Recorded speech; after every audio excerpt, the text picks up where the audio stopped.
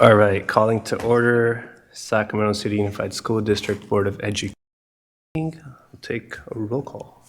Member Jean. Here. Member Kayada. Here. Member Benjamin. Here. Rhodes. Present. Member Singh. Here. Member Ibarra. Here. All right, thank you. You have any public comment? There are none. All right, thank you. We're gonna head over to closed session.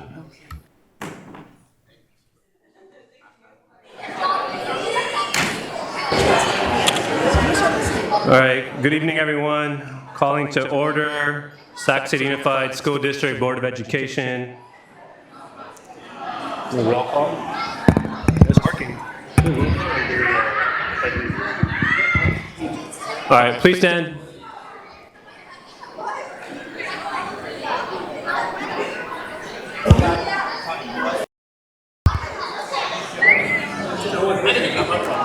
Everyone, please stand for the Pledge of Allegiance.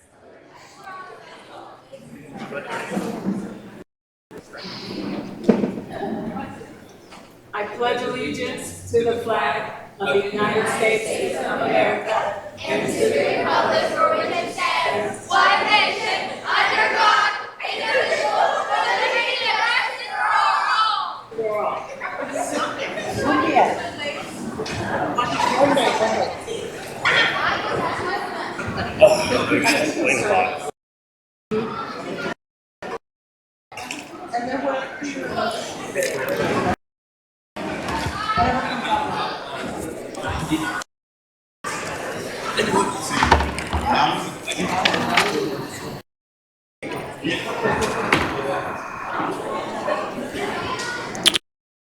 I'm so lost. Do you have to do the agenda option?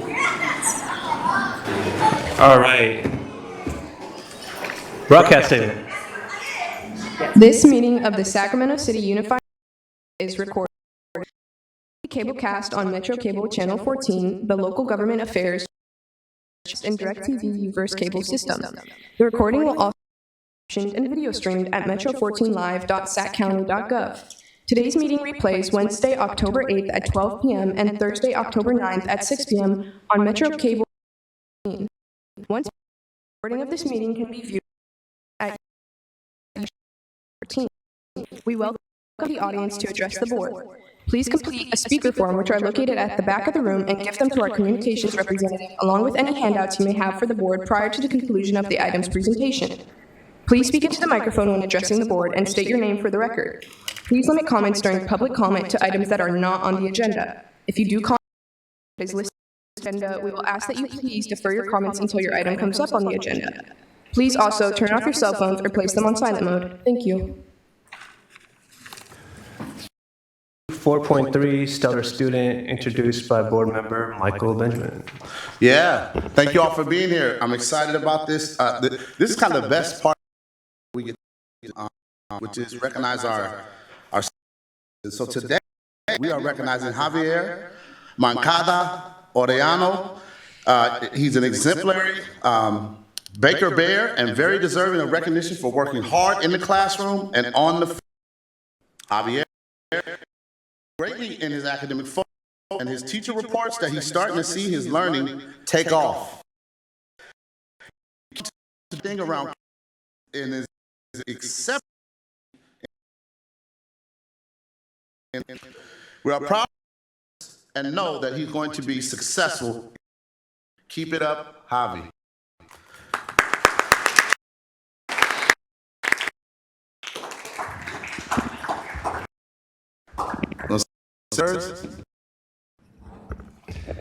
Does not want to say any words tonight, but he appreciates it. All I'll say about Javier, thank you for reading that, board member Benjamin, is that it's not how you finish.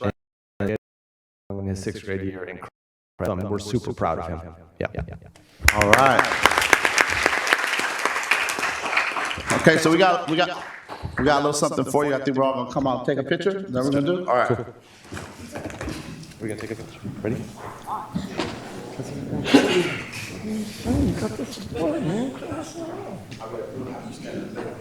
me ask you a question though. Who's your favorite football? I'm talking about like soccer. That's I watch them all the videos all the time. You did good. Okay, fake the smile, fake the smile. We got this, we got this. Come on. Or look tough, whatever, you know. Don't cover your.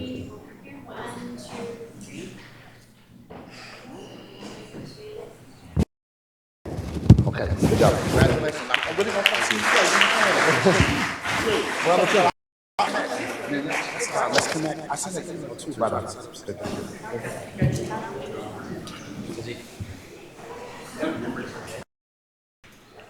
All right. What is this?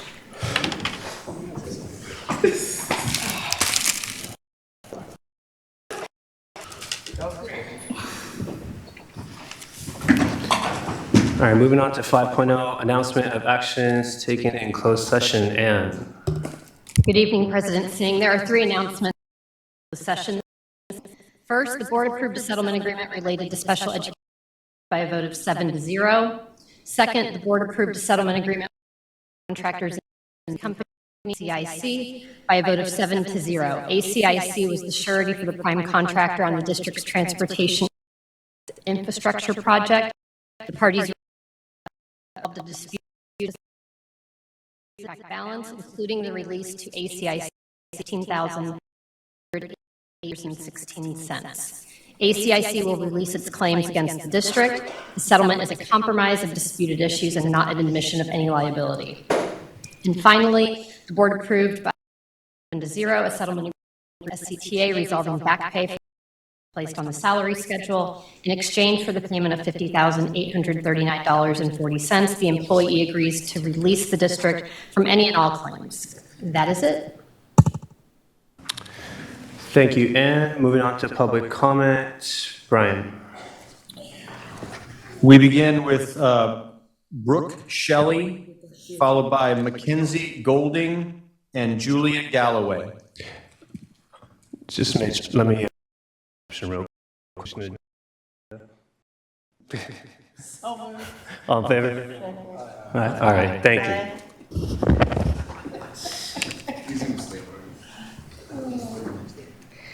Hi, everyone. Thank you for this time this evening. I don't want to take up too much of it, but my name is Brooke.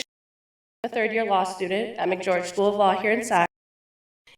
Year in school, I am actually taking a public education law class this semester. And one of the big things in our class is about advocacy and public education. But that's not really why I'm here. My fiance is a high school teacher in this district and has plenty of Specifically, he's been a substitute teacher, done his student teaching, and he is now a teacher in special education. He loves his work, he loves kinds of students, but he has expressed that he feels that the classrooms are impacted.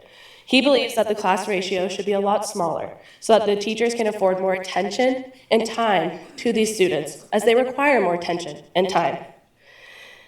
Now, I understand that you are committed to a collective bargaining agreement that was recently implemented, as well as the statute outlining special education class size. But I just want to come before you today and ask that you keep this class ratio topic in your mind going forward. When the topic comes up, I just ask that you consider to reduce the class size to afford the teachers ample time, attention, and flexibility in dealing with these students, as they require a lot more than the other population of students. Furthermore, I would also advocate for there to be more paraeducators in the class. Now, I know that that requires more hiring and more funding, but I think it's a topic that could be highly beneficial going forward, as once again, it would help delegate time and attention to these students substantially more.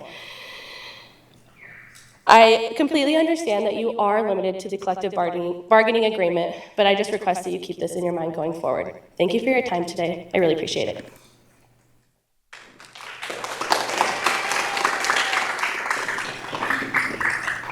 Hi, good evening. My name is Mackenzie Goulding, and like Brooke said, I'm also a student at McGeorge.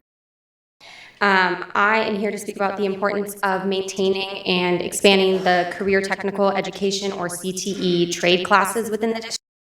CTE programs are proven to give students hands-on skills and prepare them for high-demand fields like healthcare, technology, construction, and in fact, the California Legislature, Assembly Bill 8 21 in its text cites that the average high school graduation rate for students concentrating in CTE programs is 93% compared to an average national graduation rate of 80%. And students with greater exposure to CTE are more likely to graduate from high school, enroll in a 2-year college, be employed, and earn higher wages. Not every student plans to attend a 4-year university or higher education, and therefore I think it's really important that districts implement and provide these CTE classes to students to allow them to have multiple pathways to success.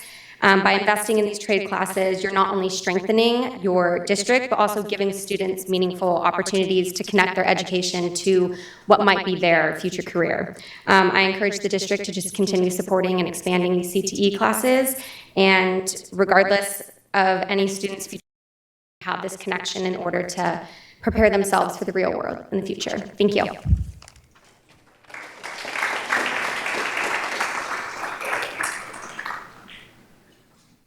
Hello, my name is Julia, and like Mackenzie said, I am a student at the School of Law, and I would like to talk about the performing arts today, and I want to thank Sac City Unified for the efforts it has put to put this as one of its missions. Education codes 51210 and 220 both provide that schools should include instruction beginning in the 1st grade all the way through 12th grade in the visual and performing arts in subjects like dance, theater, all aimed and skills of creative expression. I grew up doing theater in my school district where I grew up. I can attest to the skills that are learned through the arts, and I want to point to why this matters for Sac City. The arts students to exercise a different part of their brain that does not always get exercised in the classroom, and the arts teach memorization skills. So if they have to memorize a song or a monologue in a show, they are learning disciplinary. Finally, the skills learned in theater transfer way beyond the theater into many different careers. They teach relationship building, team building, because if you're in a cast or you have a dance partner, you have to work with somebody else. And they also teach about history, but I don't have to tell you that because Hamilton exists. And they promote critical thinking skills. And we want to ensure that students are given the tools to be problem solvers. And all of the college students to do just that. And so after seeing the plans that Sac City has for 2025 to 2029 for its students, I want to thank you for recognizing the impact that the arts have on students and on the greater community. So thank you. Next group of speakers, we have Kai Cooper, followed by Valene Bird, Tom McElhaney, and then Elia Basson.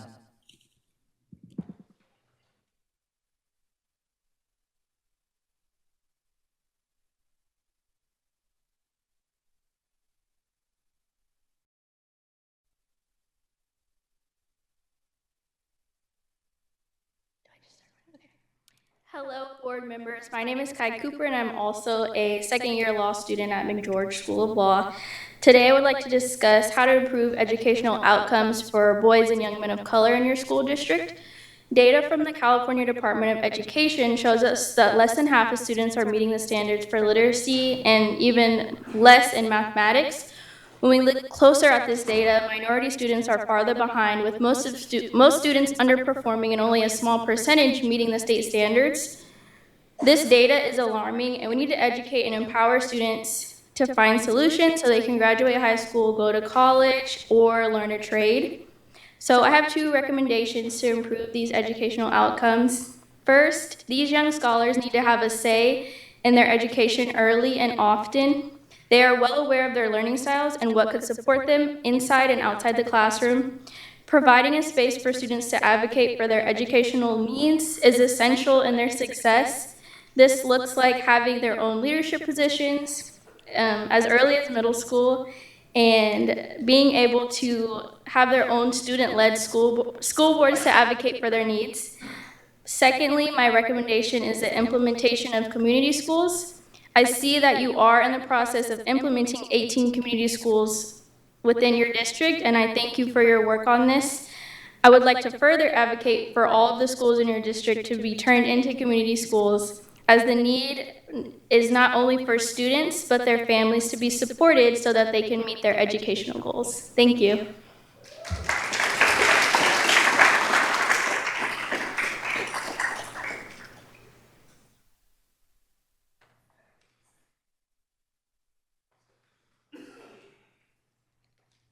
Good evening, trustees. How are you? As you know, my name is Valine Bird, and I'm here tonight not only as your CAC chair, but as a parent and an advocate for special education. I know parent, we give updates, but sometimes it feels like heads just nod, and I really need you guys to hear me tonight when I say some of our students in special education are the most vulnerable. And the people you place with our children, like the yard duty, the teachers and the aides, they impact not only their academic journey, but they also affect their health and safety. This year alone, my son has had 4 different aides. Last year, it was 6. Some had no classroom experience, and one came to school under the influence. Another was had admitted that they had not trained to take over SDC classes, that they only know how to do therapies. And recently, one displayed aggression toward your staff and my child, and that's not okay. So our teachers, they're already they have enormous responsibilities, and without proper supervision, they elect to train these aides on the job with ABA strategies and even classroom basics. That burden should not fall on them. They have to be concentrating on, like, the goals.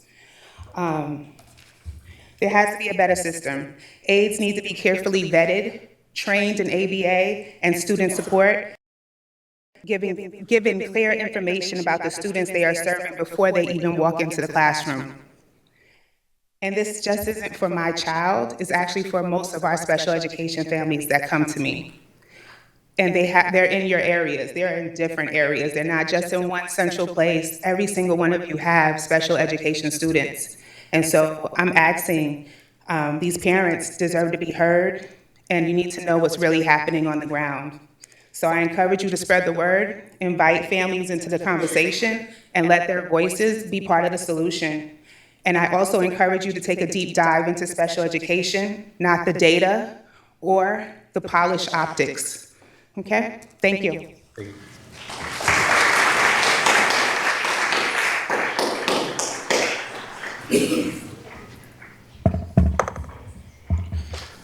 Thank you, Board. I just want to note Sarah has donated their time to me, but they're sitting with their child here in the audience. Thank you, Board, for your time. I'm here to tell the Board regarding the complaints from Phoebe Hearst today and earlier in September from Steve and James.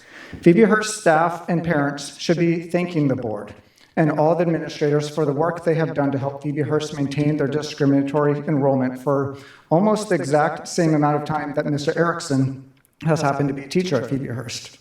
For those who do not know and are covering this teacher thing as news, I want to make it clear that for 15 years, Phoebe Hearst tested 4-year-olds, 6 months before the first day of kindergarten, in a friendship-type manner, and in a friendship-only type manner, and handpicked 4-year-olds to attend kindergarten. Staff use this site as their own private school, but that all of us taxpayers are funding. I have diligently tried to research, talk to dozens of professionals to find anything showing that child's intelligence or learning ability can be determined at the age of 4 in a 1-hour test administered by a stranger. No research exists in the world that I can find short of white supremacy and eugenics ideologies, which are not scientifically backed in any manner. These are educational professionals who made up a test with the only proven result is weeding out children with disabilities and who could not get into premium preschool or daycare, or had above average adult involvement from their early ages. Preschool quality and adult involvement time is strongly correlated with those of higher income, which is why Phoebe Hearst, with this test, is the highest average family income school in the district. It is extremely difficult and expensive to get a child into premium daycare preschool. This is what Phoebe Hearst test actually measures. These educational professionals have stolen, gifted, and talented as a guise. GATE is an organization that has existed for many decades and who has decided that not until significantly into first grade is the earliest a child can be assessed for unique classroom-style learning abilities. Additionally, I know inside testimony of teachers who say if they do not like a child, they will personally make the child's life miserable in every way they can at Phoebe Hearst in order to get the child to leave. When I first brought up testing for officially district by the site staff, and one of those teachers wrote me a personal email while I was here at a board meeting, misquoting me and accusing me of wrongdoing by my advocating for children with disabilities. I welcomed a conversation with that teacher about the actual issues at play, but they refused to ever engage besides their one-sided retaliation email. District admin has allowed Phoebe Hearst to waste taxpayer district lawyers as a blank check to defend their discrimination and risk their admin's own reputation and career. If there are personnel issues, our diligent union staff are some of the hardest working people I have seen.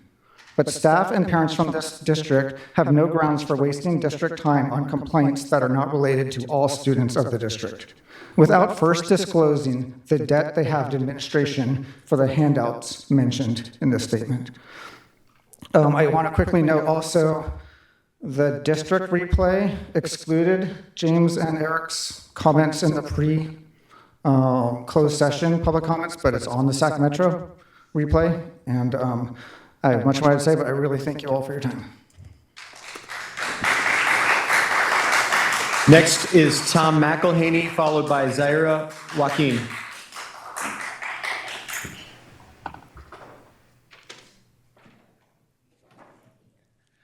Well, Madam Superintendent, Mr. Board President, and distinguished trustees, good evening. I'm Tom McElhaney, retired and member of the Wellness Committee, but more importantly tonight, I am a recruit of pediatric endocrinologist Robert Lustig.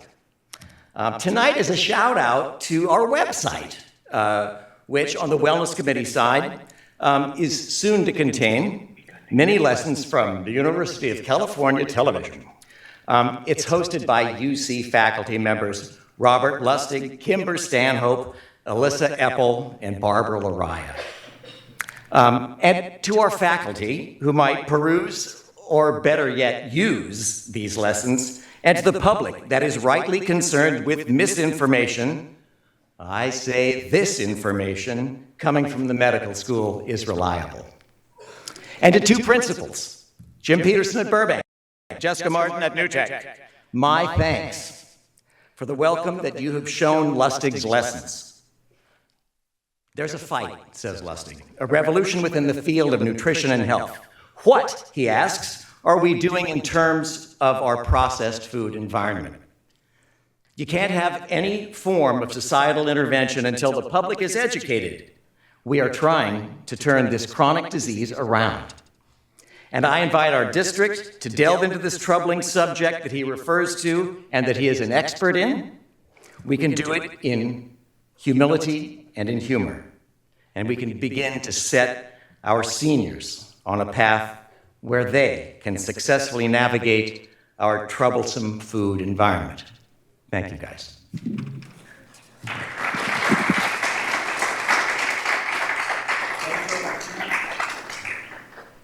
Zaira Joaquin, followed by Amanda Panton, Nia Buford, and then Shirley Finster.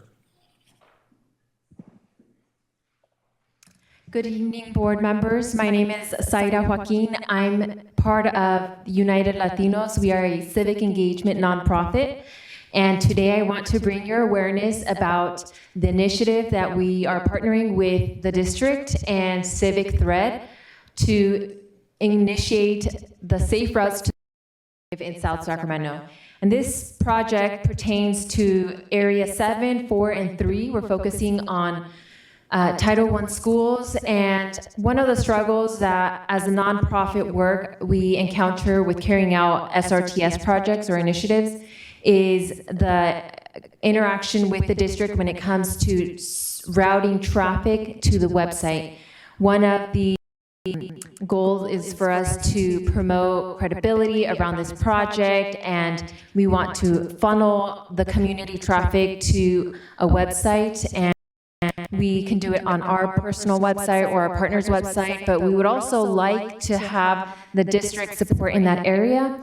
Another very huge hurdle that we face is ensuring that the community members are aware of this. of this initiative, and most importantly, working with students as nonprofits. As nonprofits, there is a hurdle of working with students. If the grant doesn't allow that or permit that, we have to go through a process to work with students individually. A lot of the project objectives for SRTS in South Sacramento involve including students from the district through pop-up events, through forums, town halls, and other art integration projects. I came in here right when the person talking about art integration and community education is, she was proposing those initiatives. I equally agree that those are important things that the district should move forward, especially as we're ramping up our Safe Routes to School initiative. That is all. Thank you. Thank you. Next speaker, Amanda Panton, followed by Nia Buford and Shirley Finster. Hello. As a Phoebe parent, I take issue with your decision to ignore our children. I regret the false assurances that you've heard us. Hearing is passive, listening requires engagement, reflection, and action, and you have not demonstrated those. You have made a deliberate choice, not a misstep, not a misunderstanding, not a lapse in judgment, but a calculated decision, continually pushed forward by your egos to turn your backs on the very children we entrusted you to serve. Your actions have consequences, not just for our students, but for the integrity of this district and the credibility of this board. The trust that once existed between the Phoebe families, the district, and the board is not just damaged, it's shattered. And every unanswered email, every fear-ridden early departure from our rally, every dismissive, tone-deaf statement released reinforces this message: you do not care. These sixth grade students who you have chosen to pretend aren't there, excuse me, are kids who crave challenge, who thrive on structure, who find joy in rigor. They want projects, they want tests, homework, presentations, novel studies. They want to be pushed, and they want Mrs. Rupert. You've taken all of that away from them. You say you know Phoebe, you don't. Because if you did, you'd know that at Phoebe, learning is cool, collaboration is cool, doing well is cool, and you are stripping that culture away. That's not education, it's neglect. And it's not just a disservice, it's a disgrace. These kids are a bright spot for Sac City. You should consider yourselves lucky that they haven't left. Superintendent Allen, in your letter to Phoebe Hearst, you claim that your focus is first and foremost on the students and the educators that support them. I trust you now see how hollow that statement rings. It's what should have happened, but it hasn't. The students that you are charged with serving have gone 6 weeks without a single graded assignment, without a test, without a meaningful instruction. Let's talk about consistency or lack of it. Let's address the double standard. There are instances of male teachers at our school removing carpet with no consequences. One of our former male principals removed shelving from a portable, prompting the district to come in to repair and finish the job. No reprimand, no investigation. Surely this isn't a male-female issue, right? Or is it an HR issue with vague policies Public comment. written in invisible ink? Or is it a board? Sometimes they can intervene, sometimes they can't, sometimes they will, sometimes they won't. The inconsistency is glaring. Ms. Penn, I want to make sure everyone gets to talk. And I'm sorry, what? I want to make sure I everyone have gets one to... more sentence. Go ahead. Thank you. I could ask you to do the right thing and bring Mrs. Rupert back, but we all know how this goes. Each of you will deflect, pass the buck, and claim it's someone else's call. But someone, anyone with a shred of integrity needs to step back, take a hard look at what's unfolding, and make the decision that no one else seems willing to make, because that's what it will take to stop this train.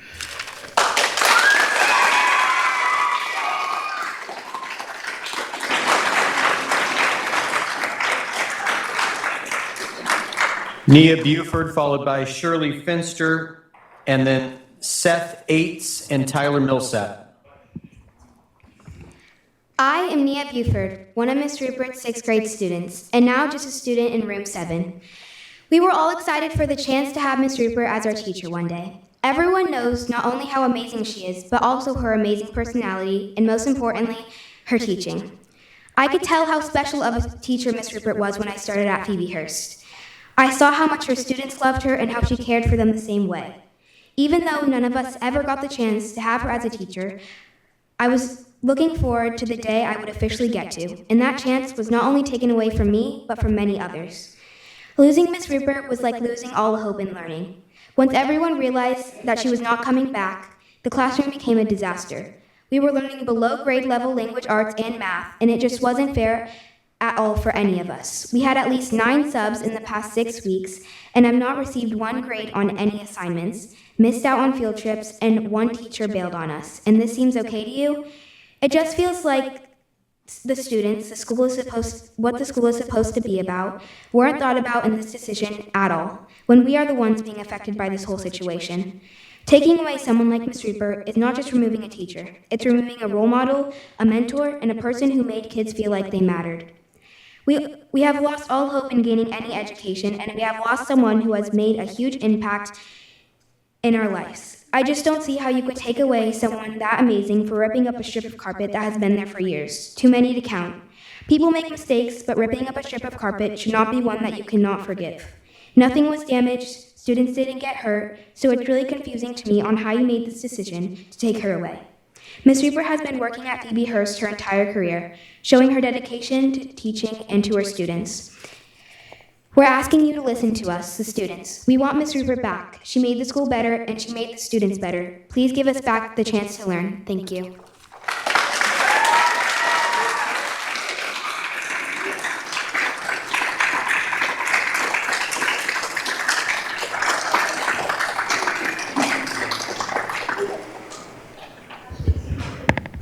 I'm Shirley Finster, retired teacher from Sac City Unified District. Logical consequences are the cornerstone of fair resolutions. Teachers are trained to punish the act and not the child.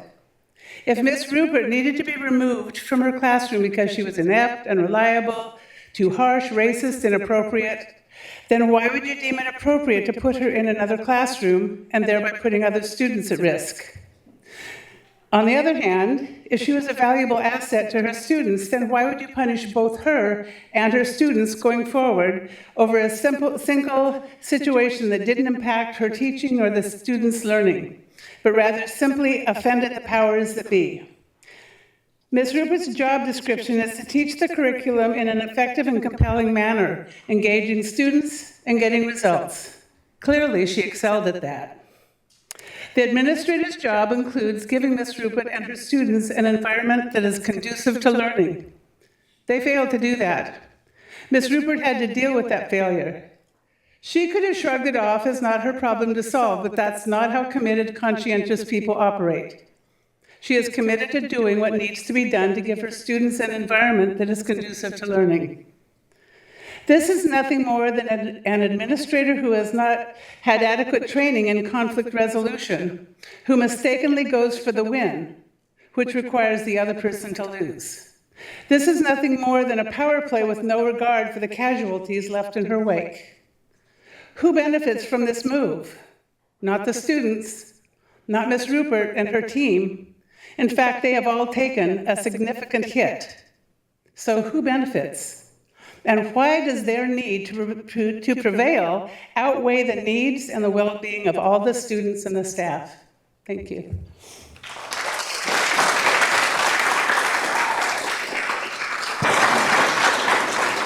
We have 2 more speakers.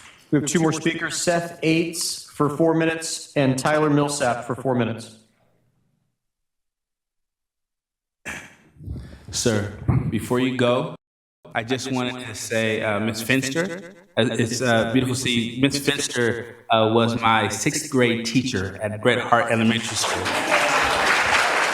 So, just shout out to Ms. Finster. Just want to show some love for you in the space tonight. I don't think that I'll be a board member without you. Good.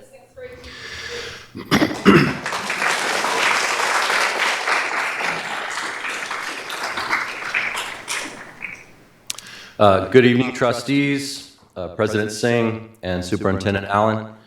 My name is Tyler Millsap, and I've had the opportunity to serve as a teacher, a principal, and a district administrator in a regional school district.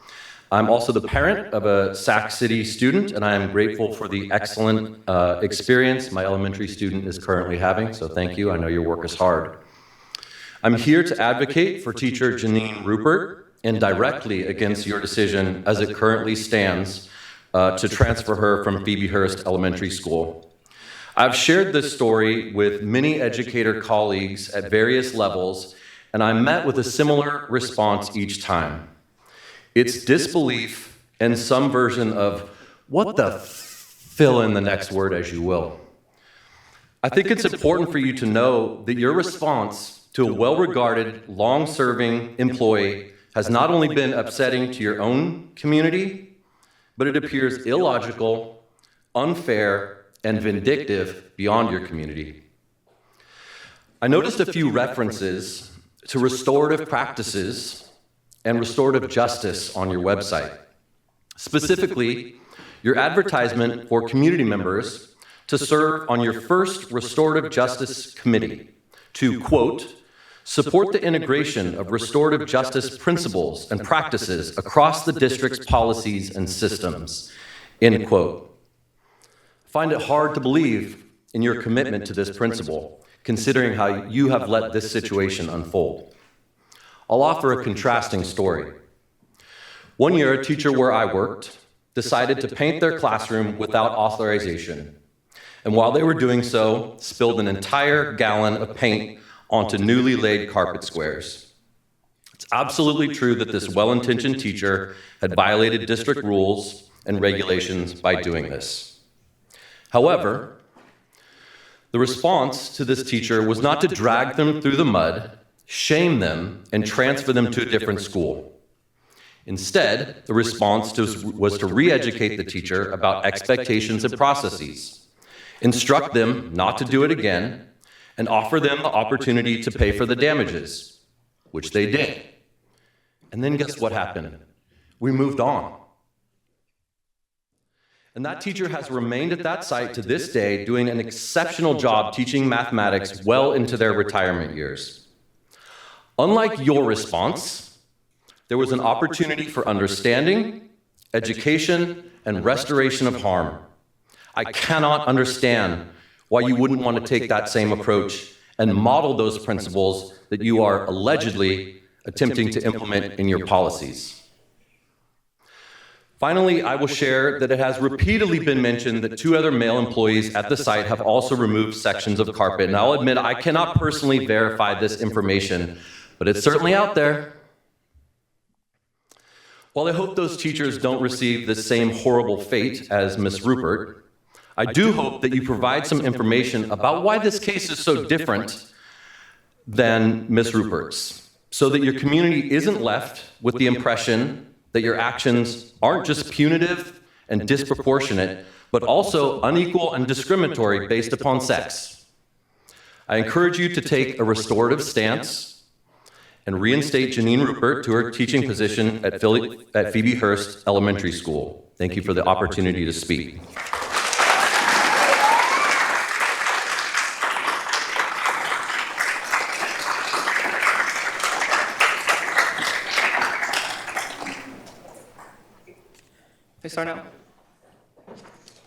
After nearly 11 years of being privileged to be a student at SUSD, I, on behalf of the community, am disgusted at the hypocrisy of the Cerna Center in its decision to remove Phoebe Hearst Elementary's highly renowned teacher, Ms. Rupert, and relocating her to a new school.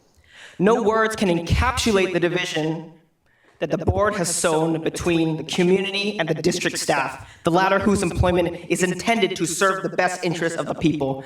But in the light of this development and with our reaction to this injustice, can this even be considered within the margins of our best interests? I come as an alumni of Phoebe, which ranks high among the top elementary schools in the entire state. One of the major reasons the school has attained this status is through the efforts of teachers, and all roads lead to Ms. Rupert. Throughout my 7 years there, my entire personality and behavior has shifted from a troubled and very chaotic child to a person who is immeasurably far more reformed and intuitive. A majority of my developed character I owe to teachers just like Miss Hendrickson and Miss Rupert. I had my fair share of so-called lapses in judgment back then. Both of them can testify to my unscrupulous actions dating back all the way back to kindergarten, which had earned me a record number of suspensions and furthermore disciplinary actions, along with a reputation of notoriety. Phoebe Hearst could have cast me aside and tossed me to another school, but their tolerant staff, who make up the school's faculty, have the conscience to not give up on a person like me.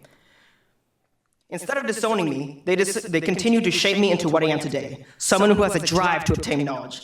If the district cannot muster up the same reconsideration for Ms. Rupert, then the results now show a failure to match the same moral standard upheld by the school. Is this not a sign of drastic necessity for reconsideration? The board must come to a realization that we have no intention of backing down, not until our ultimatum of bringing her back is met with absolute certainty. We will not merely live with a defeat that deprived these students of an experience that we earned, but they were robbed of. The Phoebe Parent-Teacher Organization has just lost one of its cornerstones due to the wrathful policies of the district that intend to divide first and ask questions later. Has anyone ever considered that thanks to this act of infraction, the U in SCUSD is nearing a step closer to standing for unreasonable? This act of relocation only seeks to undermine the policies that will lead to a proclaimed brighter future for Sacramento, which begins with the community. By taking an action, you hold complete responsibility for instigating the distrust and dissent of the students, parents, and teachers, not just from Phoebe, but across the entire city. A committee that listens to the voice of the people would find a more reasonable way to discipline a teacher rather than overstepping the boundaries of repercussions. But it is impossible to imagine a more ideal result when we are met with a devastating statement like those issued from the district. The incapability of the current state of the Board of Education has resulted in us to bear the burden of obsolete architecture. Who ignored the request for removing the flea-infested carpets for years? Miss Rupert took it upon herself and the students to ameliorate the threat posed by them. It's not too late to bring her back. The position is still vacated. Please don't shuttle in a new teacher that the kids are unfamiliar with into room 7, which continues to wear out the children and leaving us completely forsaken with only Mr. Hendrickson to be the major driving force of the community. Is this what must befall the students to prove a point? This needed to be said from somebody who knew the school more than a lot of people in this administration do today. It's the indifference, it's the vague response, and the representatives that do not represent that will eventually be the downfall of the district and all it stands for. Change can be made. It's up to you, the board members who listen to this, the students who learn, the teachers that unite us to make change. Thank you.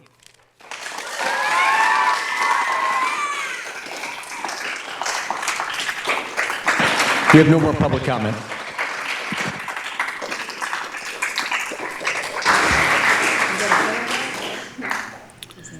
All right, thank you so much. Moving on to item 8.0, consent agenda. Do we have public comment on consent agenda? We do. We have one speaker signed for this. It's Terrence Gladney.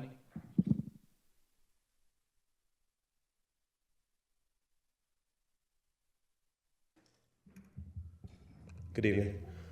When I first heard about the intended changes that came from the policy committee about the committee structures, including the LCAP committee, LCAP PAC, and other committees of which I was a member, my understanding after speaking with some of you was that there's an intention to get an increased number or diversity of voices. I assumed that that meant increased parent or community voices, but after watching the last board meeting via the stream, I realized that it meant the inclusion of staff voices.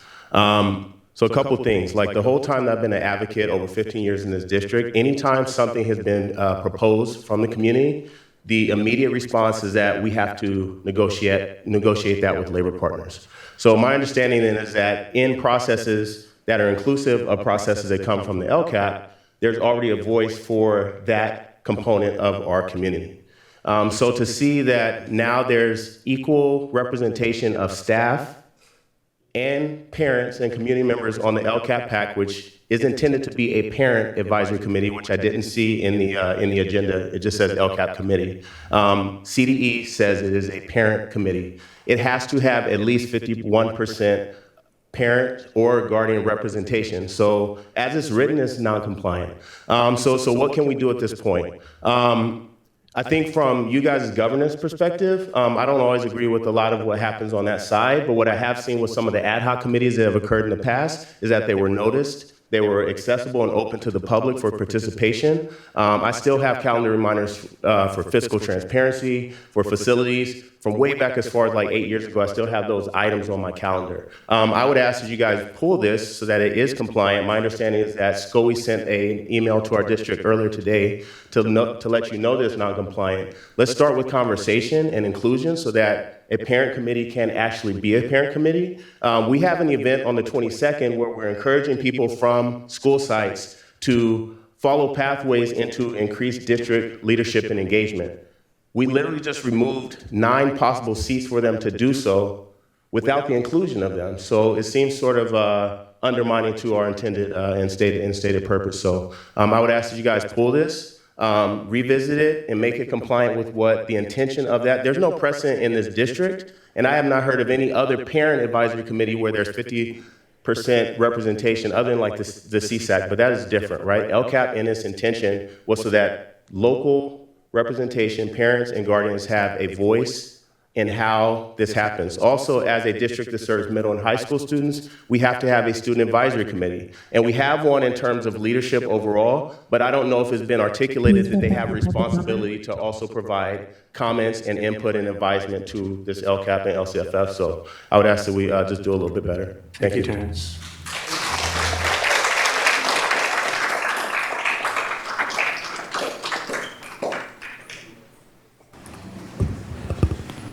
All right.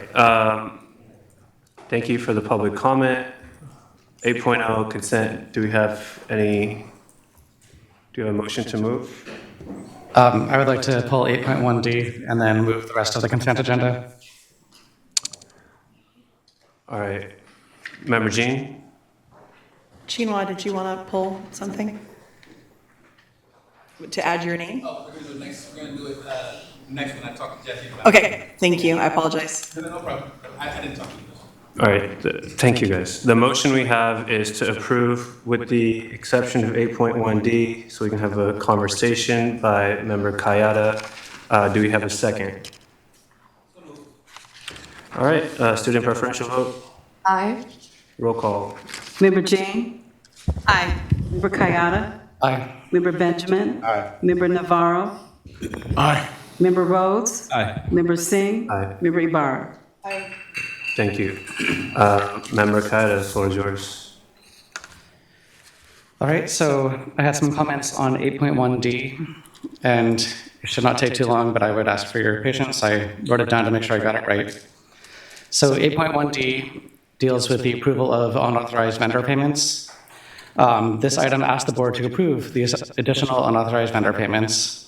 This is something we've been doing for several months now. I have a motion to make on this, but before I present it, I want to speak plainly about the fiscal situation that we are in and why I believe that urgent action cannot wait to address that. My comments tonight are for my fellow board members. Some of what I'm about to say may be uncomfortable for staff. I want to acknowledge that, but I want to say that discomfort is the price of accountability, and this is a price we should have paid years ago.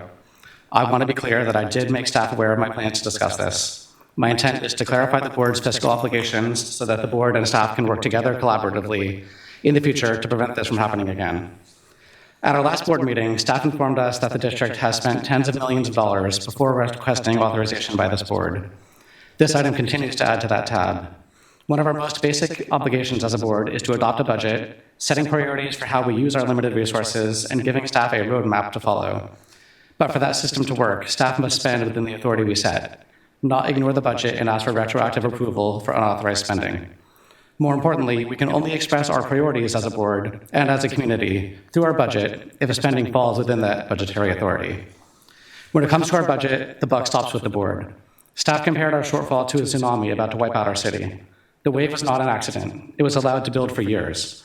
Staff allowed it by not preparing better for our spending needs, and the board allowed it by approving items like this one without demanding corrective action. Unbudgeted spending is fiscally reckless, plain and simple. It should never have been allowed to happen, and it should stop now.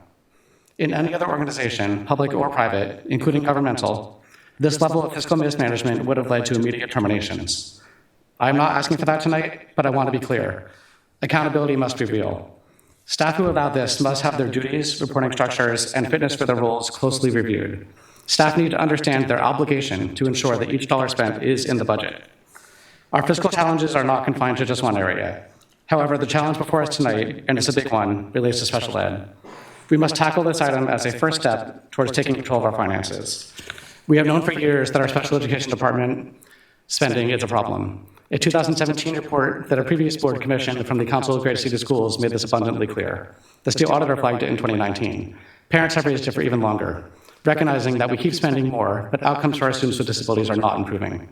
Instead of fixing our system, we've continued to kick the can down the road. We fail to deliver the right services in-house, so costs explode through lawsuits, attorney fees, and expensive outside providers. Then staff come and ask us to retroactively bless this overspending. To me, that is unacceptable. To clarify, I'm not asking that we cut services for our students with disabilities. Far from it. I ran for this position because I want to improve outcomes for students with disabilities. That's the primary reason I'm here today. That includes my own son. It's personal when I say that I would never ask our students who need the most help to suffer in order for us to balance the budget.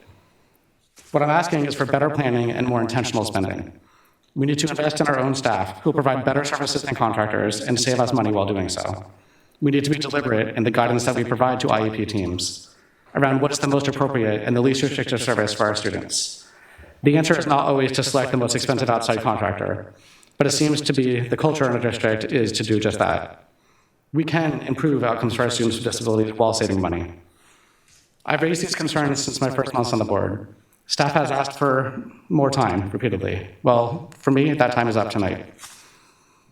I'm asking for the board to draw a line in the sand for how we will operate in the future, beginning with unbudgeted special education spending. I believe that if we do not act now, our financial hole will only get deeper. If we continue to operate like this, insolvency will no longer be a threat, it will be a fact.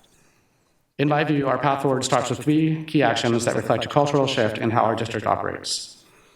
And these are some things I brought up before, but I want to reiterate them to drive them home.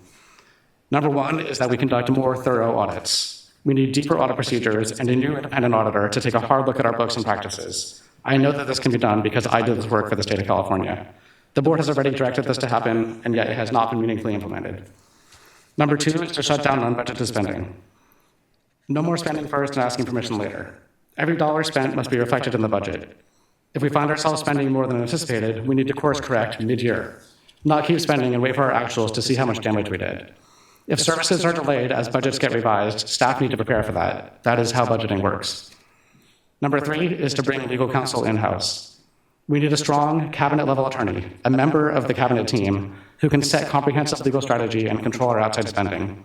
The board made it clear how important this was 2 years ago when we refused to increase outside legal costs until staff agreed to bring an in-house counsel with a higher salary that we could actually get a qualified individual. However, staff failed to fill this position, and I believe since then, actually I know, we have now unfunded it. Meanwhile, outside legal costs have skyrocketed, and our problems with special education and the costs that come with them have not abated. The excuses will not cut it anymore. For me, the bottom line is this: no more excuses, no more delays, and no more business as usual. The time for patience is over. It is the time for action now. So, getting to my motion is that we table the vote on item 8.1D to a future board meeting. I do understand that we need to eventually approve this since services were rendered that we need to pay for. However, I cannot do so on the consent calendar and without significantly more context than what we have before us today. Spending that collectively puts us tens of millions of dollars in the red is not routine, and it should never have been treated that way. Most importantly, staff need to recognize that this item before us is not just about our unauthorized vendor process. There is a difference between addressing contractual challenges and how we actually pay for the services. The payment needs to be within the budget. My primary concern is that these expenses were not budgeted, and that the escalating costs were not addressed in our budget in a timely manner that would have helped us avoid what the staff alluded to as a tsunami. Should the board agree with my motion, I would ask that we direct staff to return with a detailed justification that, 1, explains in more detail what got us to this point, including a detail on our unauthorized vendor process, and 2, what our plans are to avoid this unauthorized spending in the future. At the least, staff need to identify clear procedures that allow us to understand what our financial picture is throughout the year, well in advance of when we publish our actuals. When this item comes back, assuming my motion is successful, I demand that it would not be put on the consent calendar and actually given to us as a presentation. And with that, I would ask for a second if anyone would agree with what I've said. I'm open for questions, and I definitely acknowledge that others might have some comments as well before we move towards a vote. Thank you. Thank you, Member Kaida. Before we move to a vote, do we have any board members who have any additional comments or questions? I'll clarify the motion, if not.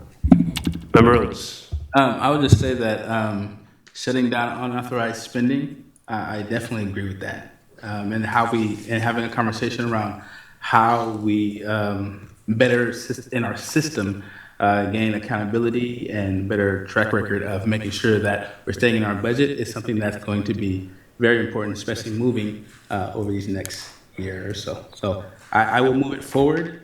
Look forward to the conversation at another board meeting.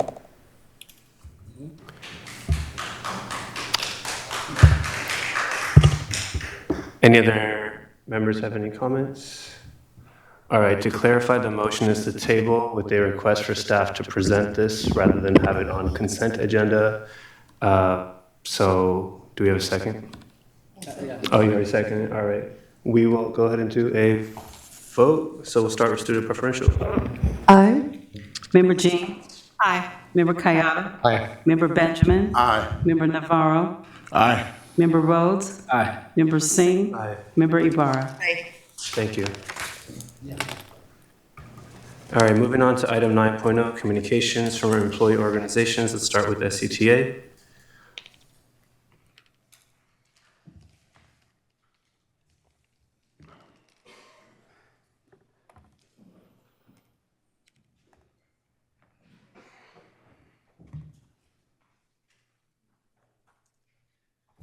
Good evening. David Fisher, First Vice President of the Sacramento City Teacher Association.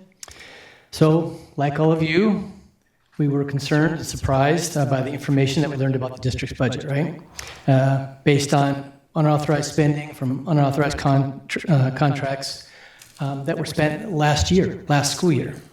Earlier this week, we did have a very constructive meeting with Chief Business Officer Marking and Chief Human Resources Officer McCarn, which followed an earlier meeting we had with Superintendent Allen, which we appreciated. We also met with Becky Bryan and Iris Taylor to discuss the serious challenges that the special education department is facing. So while the challenges before us are daunting, if done right, the changes necessary may produce a realignment of the district resources to provide those services that our students so richly deserve. But it's also clear that a realignment is going to require some immediate and, in some cases, painful choices. As I've mentioned before, while staffing for certificated staff is largely driven by enrollment declines, certificated staff declines, it's not the case for administrators. Today, our district has nearly 100 more administrators than it did pre-COVID, when the district enrollment was nearly 10,000 students higher. Additionally, continuing to provide additional compensation for administrators at, quote, priority schools just isn't justifiable. Priority schools haven't even actually existed in reality for nearly a decade and probably should never have existed, in my opinion. Additionally, paying hundreds of thousands of dollars to remain part of the anti-union core district is also no longer defensible. There are other long overdue actions that can be taken immediately. These are immediate savings the district can implement now. Additionally, the district needs to provide a much higher level scrutiny and oversight to those independent charters that continue to operate and provide substandard education to students in the district.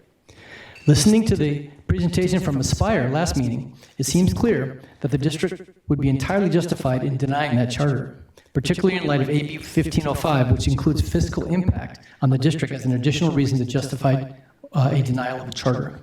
On a similar note, and as Vanessa and some of the St. Hope colleagues will speak about in a minute, the board approved the renewal of St. Hope charters with conditions, including that St. Hope would enter into an MOU that embeds the conditions into an enforceable agreement.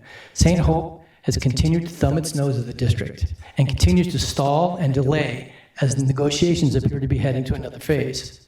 We can tell you from 8 years of experience, St. Hope's leaders are quite willing to slow walk negotiations to avoid reaching an agreement with us. As you'll hear from Vanessa, they have resumed their unlawful bargaining violations of the law, which put their charter at risk. When will St. Hope ongoing transgressions result in the appropriate oversight and accountability the district is charged with providing? This board has the ability to immediately appoint a voting member to the St. Hope board, We strongly encourage you to take this action and provide a higher level of oversight to this historically bad actor. With that, I'm going to turn over the rest of our time to Vanessa and some of our brave siblings from St. Hope.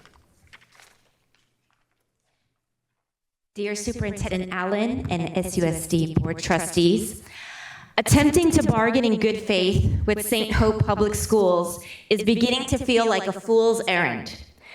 The last time St. Hope was willing to meet to bargain, it was September 4th, when they presented a proposal that would barely make a dent in 86% of St. Hope teachers' salaries and would tie teacher pay to evaluations, something St. Hope had already agreed was off the table.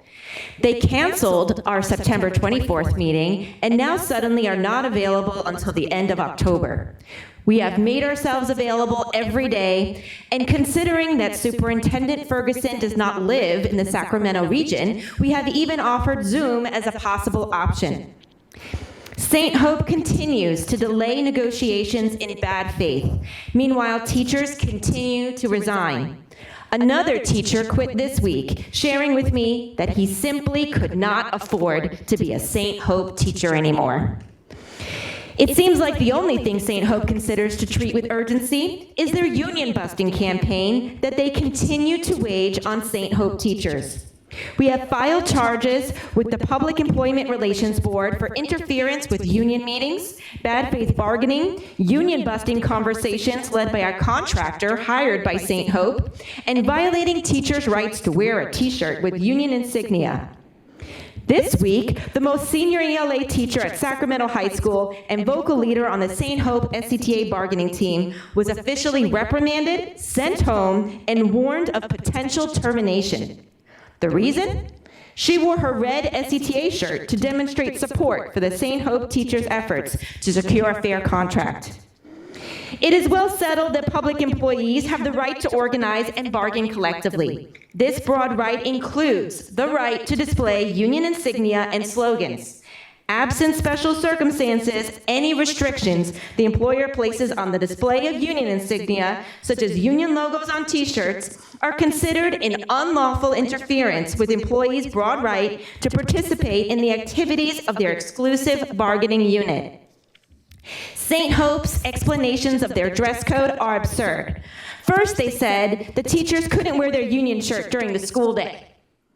Then they said they couldn't wear their union shirt because teachers need to be business casual. So teachers dressed it up and wore collared shirts, blazers, and slacks with their T-shirts tucked in. That was still not acceptable, and teachers got written up. Then they said T-shirts could only be worn on Fridays, though Fridays are never even mentioned in their dress code policy. Then they said the SCTA logo on our red shirts was too large, though sometimes they allow other graphic T-shirts with large graphics and logos. I showed a series of T-shirts, and I shared this with you, to the head of HR and their instructional coach contractor, who for some reason is involved in reprimanding teachers for wearing union shirts and having one-on-one conversations about the union with teachers. And I asked which of these shirts are acceptable for teachers to wear at St. Hope. They said any shirt that represents a fraternity, a sorority, all of those definitely, no problem. A sports shirt that doesn't say the full college name with a very large logo, red shirt, no problem. I asked, what about a t-shirt that says alumni of Trump University?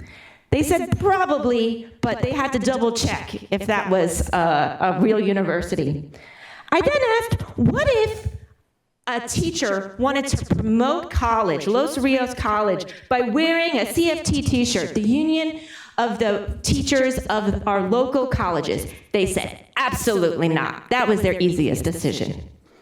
I asked them, what if they wore their t-shirt with a dressed up blazer and slacks and nice shoes? Not if it was with their SCTA shirt. I also want to call to your attention a picture of the teacher who was sent home and ask you, is this an unacceptable attire for an educator to be wearing? We have provided cease and desist notices in an effort to ensure that our SCTA members' rights are respected at St. Hope. In response to these notices, I was told by their head of HR that they have to do this. No, they do not have to do this. Instead of spending their time obsessing over how large the font is on an SCTA shirt, they should focus on why teachers are fleeing St. Hope. I want to make sure our other St. Hope teachers have a chance to share their perspective. Thank you very much. Good evening. My name is Taya Kirshenman, and I'm here to inform you about the first ever teacher picket that we had at St. Hope, and I want to request that you put more pressure on keeping St. Hope accountable to their charter renewal conditions. As many of you know, last Thursday we held an informational picket at Sac High where we had news outlets, teachers, other unions, and board members and members of the community come out to put pressure on the school to bargain in good faith, obey the law, and agree to a fair contract. Many people spoke up at our picket, sharing their experiences at St. Hope and the need for a contract and resources and how they support our cause. We even had a St. Hope alumni talk about his desire to see better resources and conditions for students and teachers. Unfortunately, during our picket, we were interrupted and heckled by an administrator who went so far as to get in my face while I was speaking to intimidate and shame me in front of everyone. Last year, I was warned not to get involved with the union because it would put a target on my back, and now I'm starting to see those warnings turn into a reality. Yesterday, I was sent home to change out of my SCTA shirt, the same one I'm wearing right now. I was told that the logo was too big on the shirt and was not allowed per the Sac High dress code. SCTA has already filed charges for workplace violations and sent a cease and desist for the school to stop reprimanding us for wearing our union shirts, but it didn't stop them from sending me home. The charter renewal conditions that you set last year state that they must follow labor laws. St. Hope has continued operations without enough consequences, and we need you to put more pressure on them so they will actually obey the law and bargain in good faith. Thank you. Hello, good evening. Thank you for your time tonight. My name is Shad Selby. I'm a former physical education teacher at Sac High, former as of yesterday. They've been dragging their feet on this contract for so long. The promise of credential assistance came and went, and I had to withdraw from Fortune School of Education. And in doing so, my PIP was in violation, so they had to let me go.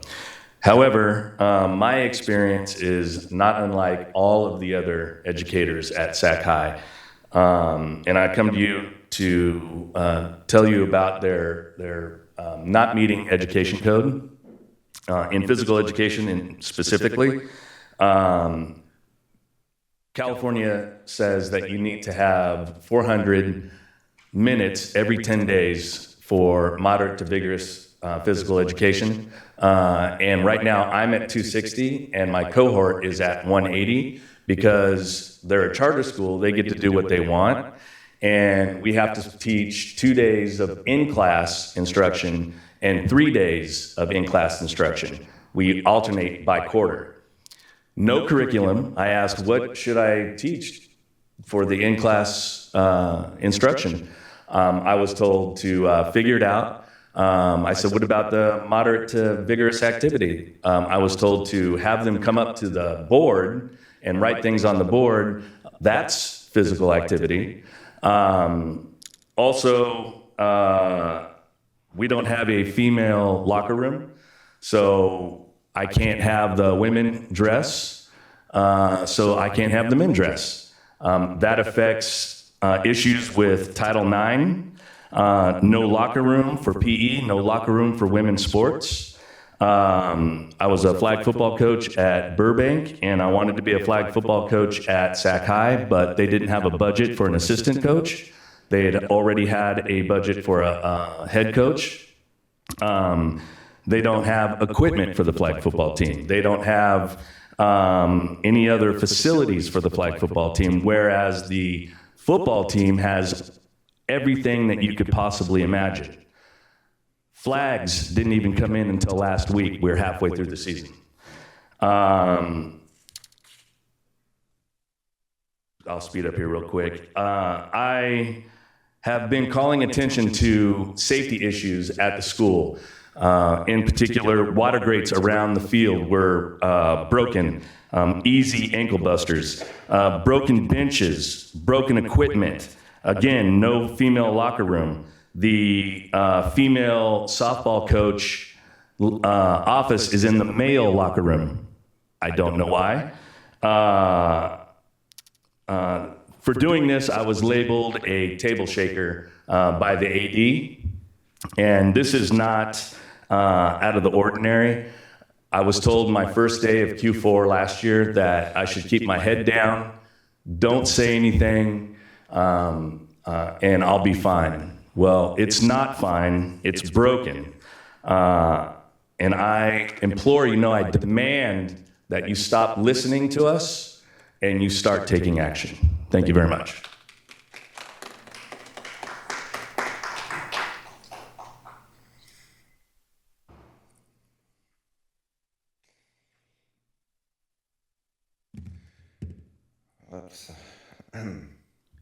Good evening, everybody.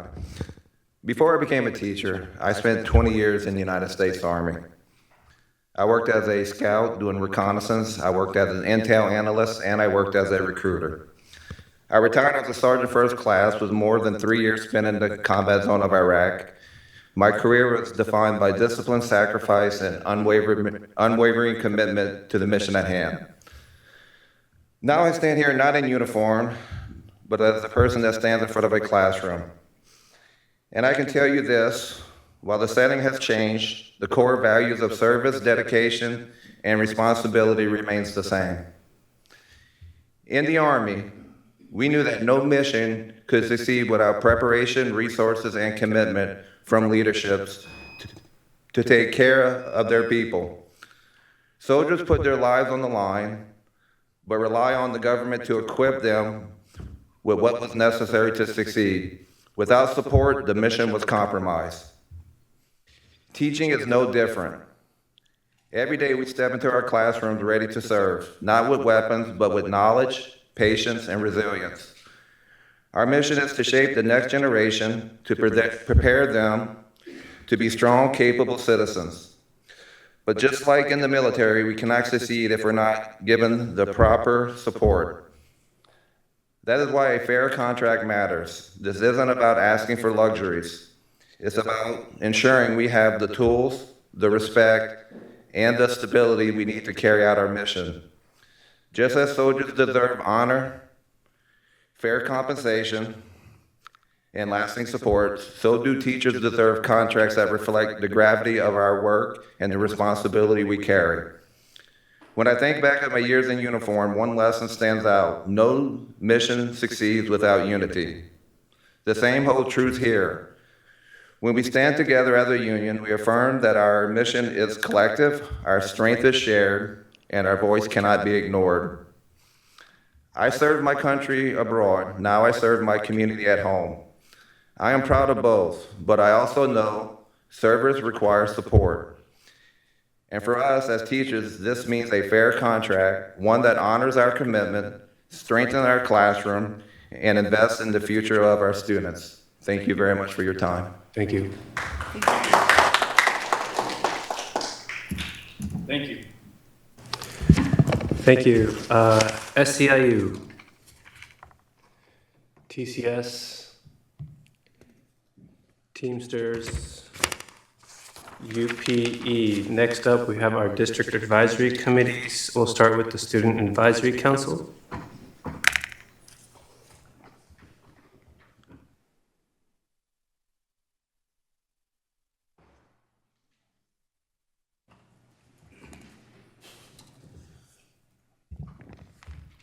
Hi guys, good evening. We hope it's been a good week for you. My name is Justine Chu Griffith and I'm a senior at West Campus, and I am joined today by Vivian Toddy, who is a sophomore at Rosemont.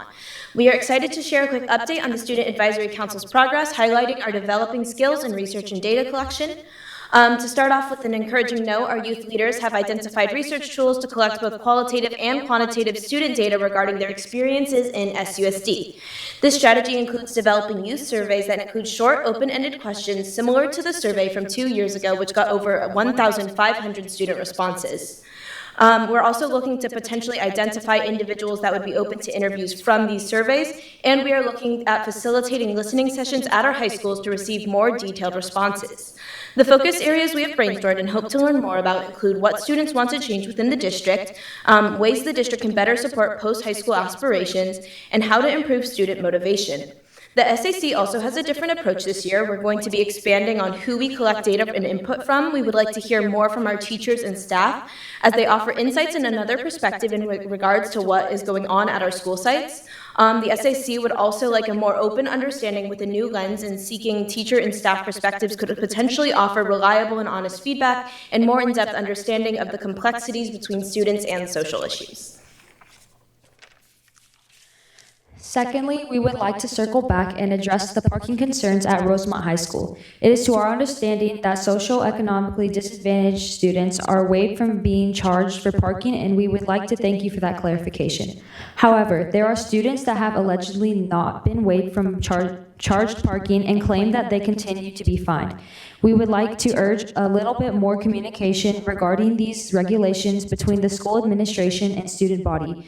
Students of all backgrounds are our priority and responsibly to protect and support. And we would greatly appreciate if the board and school administration could ensure more clarity and support regarding this new policy. Finally, we would like to highlight an exciting collaboration between the Communications Department and the SAC. Community Engagement Manager Nicole Kangas has reached out to the SAC to develop more youth-led media content highlighting and celebrating youth culture, youth voices, and youth rights. SAC has recently been developing an upcoming Fijian American celebration video for SUSD social media platforms. This highlights the importance of inclusion and celebrates the diverse populations that represent SUSD, and will hopefully connect communities across cultures within our youth communities and beyond. We thank you for your time and efforts and really appreciate your attention to our developments and consideration of our actions. Your commitment to our students' futures is invaluable.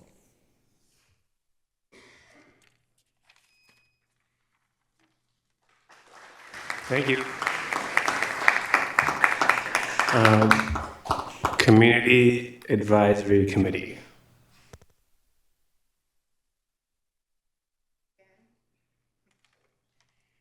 I just wanted to share some important upcoming events that we have going on Tuesday, October 21st from 5:30 to 7 p.m. at Hiram Johnson High School. We will have, CAC will host Ask SPED. So many special education parents have questions about everything from one-on-one aids, which I mentioned earlier, curriculum to behavior plans, social emotional learning, and augmented communication, summer school, and so on and so forth. The CAC has asked the special education department to come together in one location and answer these important questions directly. So families will have the opportunity to register in advance, scan the QR code, and even submit questions ahead of time so that they can be part of the discussion and we can make sure we focus on what matters most. The event is critical because at this time, the federal, the state level, locally, our district, we're making a lot of changes and parents have a lot of questions that's not being answered. So they deserve them, and we want to make sure that we do this amicably so that everybody is answered and feels good at the end of the day.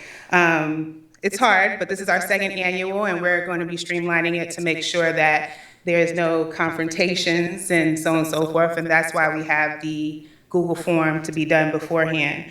I want to encourage you to help us spread the word about this event, invite the families from your area, and make sure that their voices are part of those solutions that I talked about. ACSPED is not just a meeting, it's an opportunity for parents to finally get the answers they've been waiting for and a face behind those decisions that impact our children every day. As you may know, we meet on the third Tuesday of the month in the South Carolina room. You are welcome to attend. Thank you. Thank you.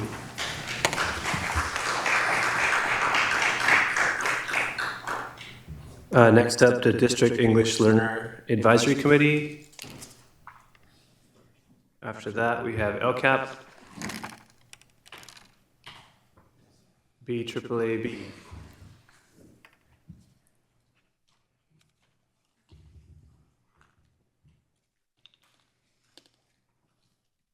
Good evening again. October 2nd, today in Black history, in 1800, Nat Turner was born. In 1937, Johnny Cochran was born. In 1967, Thurgood Marshall was appointed as the first African American on the Supreme Court. Black history and Black people are not a monolith. The reminders I have taken from those facts is that sometimes change comes from outside the system. Oftentimes it does, but sometimes we have to become part of the system as well. Our partnership is what will get us to the next phases of success for our scholars. To that point, I did want to celebrate the fact that at the beginning of the school year was the inception of the first African American Studies course in our district. The AP African American Studies course was adopted by McClatchy. It's great news. So when we talk about Habari Ghani, that's amazing. The hard work is paying off. So I do want to thank Principal Egan, thank Coach Jett. I call him Coach Jett, but Mr. Jett. I want to thank Ms. Erin Finley and Danny Rolleri and Ashley Alexander and their entire team. The rollout and how it's happening, is not perfect. It's the first time we're doing it, but it matters. It matters not only for our Black scholars and Black families, but for all of our scholars. When I looked at the demographic representation of scholars enrolled in the course, it's there's white students, there's Filipino students, there's Black students, there are young ladies and there are young men, and it matters because they can get a better understanding, especially in this climate that we're in right now, of how much more we're alike. In terms of our shared struggles, as well as our shared triumphs. We look forward as an organization to continue to partner, to push the curriculum forward for more of our students that may not have access to an AP pathway. And in doing so, we're partnering with Ashley Alexander and her team to help with recruitment of Black teachers around the curriculum development process, as well as Black families and scholars to help share the or spread the awareness that these opportunities exist. Speaking around African American studies, we've been asked at times to sort of focus on that as our one thing. But even at this podium tonight, we've heard uplifted through the students from McGeorge School of Law, from the CAC chair, from the uplifting of community schools. We talked about student engagement. Later, there will be updates on the Black Parallel School Board policies around their action plan. All those things create an intersection that can't allow us to just focus on the African American studies, but we can leverage it as an anchor to build on things like culture and climate, staffing and recruitment and retention. The fact that we have representation at the dais from a student board member, all those things matter, and those things will be at the center of the work that we continue to do in partnership with our liaison, board member Benjamin. We're just really excited about some upcoming opportunities and just really being increasingly focused around the work. So thank you all, and we look forward to continuing to work with you. Thank you.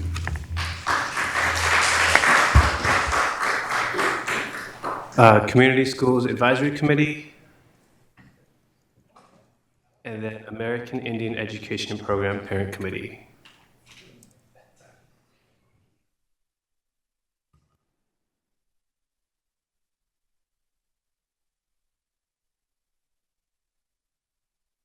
Hello.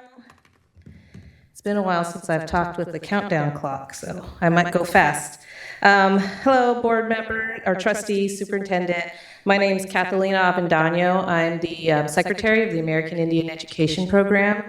I am also a parent of 3 kids at Sac City Unified, and I'm a member of the Cherokee Nation. Since we last gave our update, which was last school year, so I'm going to start with what we did over the summer. We hosted a summer program that was a week long, and we had 33 students from 17 different schools participate. That week was filled with field trips to like Sac State, the Six Flags Aviation Museum, IMAX. We also had various cultural. such as beading and pine nut preparation and education. You want to add? She was one of our high school ambassadors that helped with the program. We also hosted, I guess the kids were ages, we did K through 6th, but we also had a few older siblings come and go as they were allowed. I think that it was a really good opportunity to connect Native students together. Like a lot of students I know went to my siblings' schools were there and they got to meet them. Okay, and again, this is a program that we continue to do every summer. The last few years, we had made it only a half-day event, and this year we did a full-day event, which was very exhausting. But how many times did you fall asleep on the way home? But so far this year, we have hosted a field trip to the state capitol for the 58th Annual California Native American Day. We had 23 students from 13 different schools come with us on our bus, but we also had several students show up with their families to meet with us during that day. Students were allowed to colleges, employers. They also were able to talk to Native elders, participate in dancing, speaking with Native leaders within their communities. It was another one of those great opportunities where we got to bring a lot of people from across the district together to develop relationships that they otherwise wouldn't get to develop. My daughter personally has made a lot of lifelong friendships with students at other schools she would have never met outside of this program. Events that we do have happening, we are going to be doing some beading classes, earring making classes, medicine bag making. I also would like to invite the board and everybody in the room to attend the Sacred Pathways Careers College Culture and Community event that is happening this Saturday at Charles A. Jones. They're going to have employers, colleges, guest speakers, Native Library, free books, a drum group, information about FAFSA, and American Indian Education resources. It's from 10 to 2, and thank you for your time. Thank you. All right, moving on to student member report. Hi all, happy October. First, I want to give thanks to our previous student board member, Justine, and to SAC's Rosemont representative, Vivian, for the concise and well-said update. To further on what my peers from the SAC discussed, I'm a little disappointed to see that no action has been taken regarding the Rosemont parking policy. And furthermore, now that I'm in a position where I can hear what students talk about and listen to them scrutinize this decision, I want to just echo what the majority of students at Rosemont are saying, and it's that they're against this parking policy. And from my knowledge, low socioeconomic status students are too not being made aware of the option to have the fees waived. And in this seat, I promise to represent all those students and prioritize them. So going forward from here, I want to suggest that instead of enforcing this policy, administrators should instead revise it and alter it with the students and come to agreement over what seems reasonable. I'm sure the SAC will be pushing for this moving forward. Next, I want to discuss the main elephant in the room, which is the budget. Students I've talked to are generally unaware of the recent developments within the district regarding the budget. But for those who do know, they're worried about what this means for the everyday student.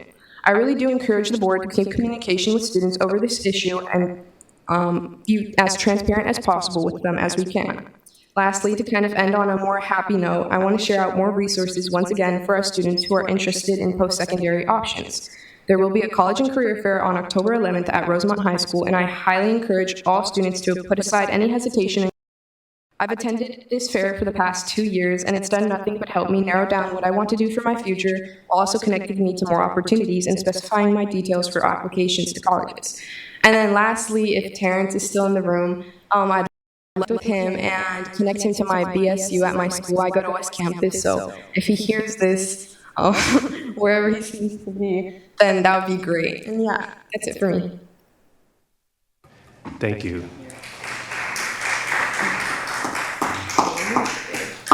Terrence, did you hear that?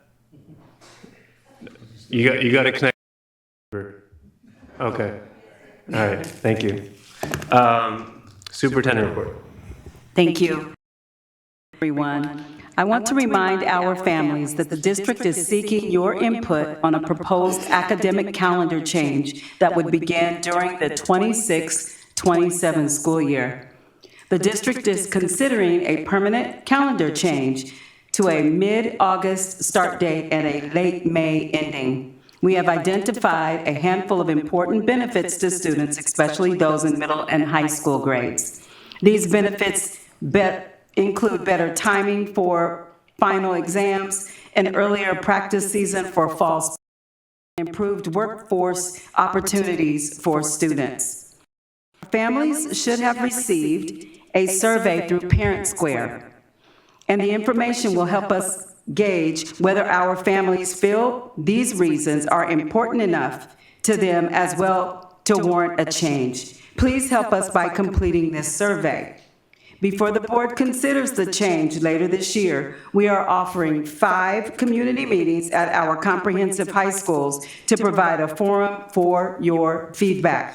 All the dates, times, locations were also shared at the same time when you received the survey. Lastly, I would like to share some amazing news. We have received word, I think it was this week. Yes.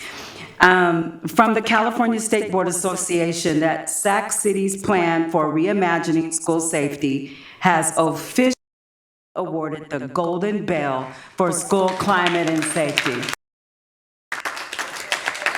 Very good. I want to congratulate and thank the board for their direction, faith, and guidance to create this new equitable path to safety for our students.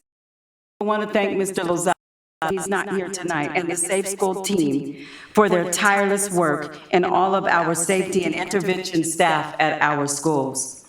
In addition, I would like to thank the community groups that partnered with us on this groundbreaking work, including the Black Parallel School Board, Rose Family Creative Empowerment Center, and Always Knocking. Congratulations to you all. This is so well deserved. Thank you.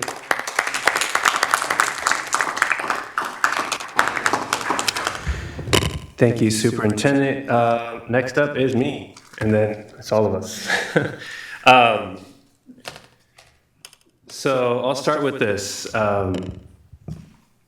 Try to make things light, but they're not always light. In my role in the last 9 months as president, I've never seen the role, and I don't think anyone sees the role as being the sole leader, sole voice, or sole person who speaks for us, but rather tries to figure out how to move us in the same direction in the best benefit of our community, our schools, and our staff members. Two of those main things that we do is set policy and make sure that we have an understanding of fiduciary understanding of our budget and making sure that we budget responsibly. I'm going to start with policy. To showcase to the community, sometimes we forget what we have all accomplished together. One of those things is safety. And in addition to what Superintendent Allen just mentioned, we've also taken the safety of our students and our staff members in the face of immigration raids across this country very seriously. Last week, AB 49, which is a California Safe Haven School Act, passed and was signed into legislation by the governor. But we did that in January of this year. We did that far before any of this legislation was even thought of. And I say that not to give ourselves a pat on the back, but as a reminder to this community that we are constantly listening. It is hard to sit in these seats and try to explain to everyone out there that we actually do hear you, but we do.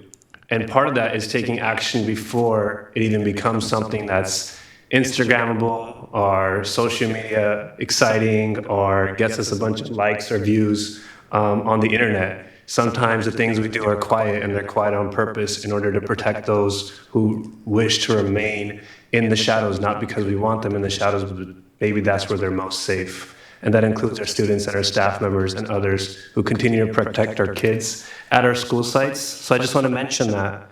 Another thing that we have to talk about is our duty from a budget perspective. Member Kaida mentioned a ton of things that I absolutely agree with. What I want to talk about is that we are absolutely in a $43 million deficit. I want to make that number clear. I don't want to shy away from the deficit that we're facing as a district.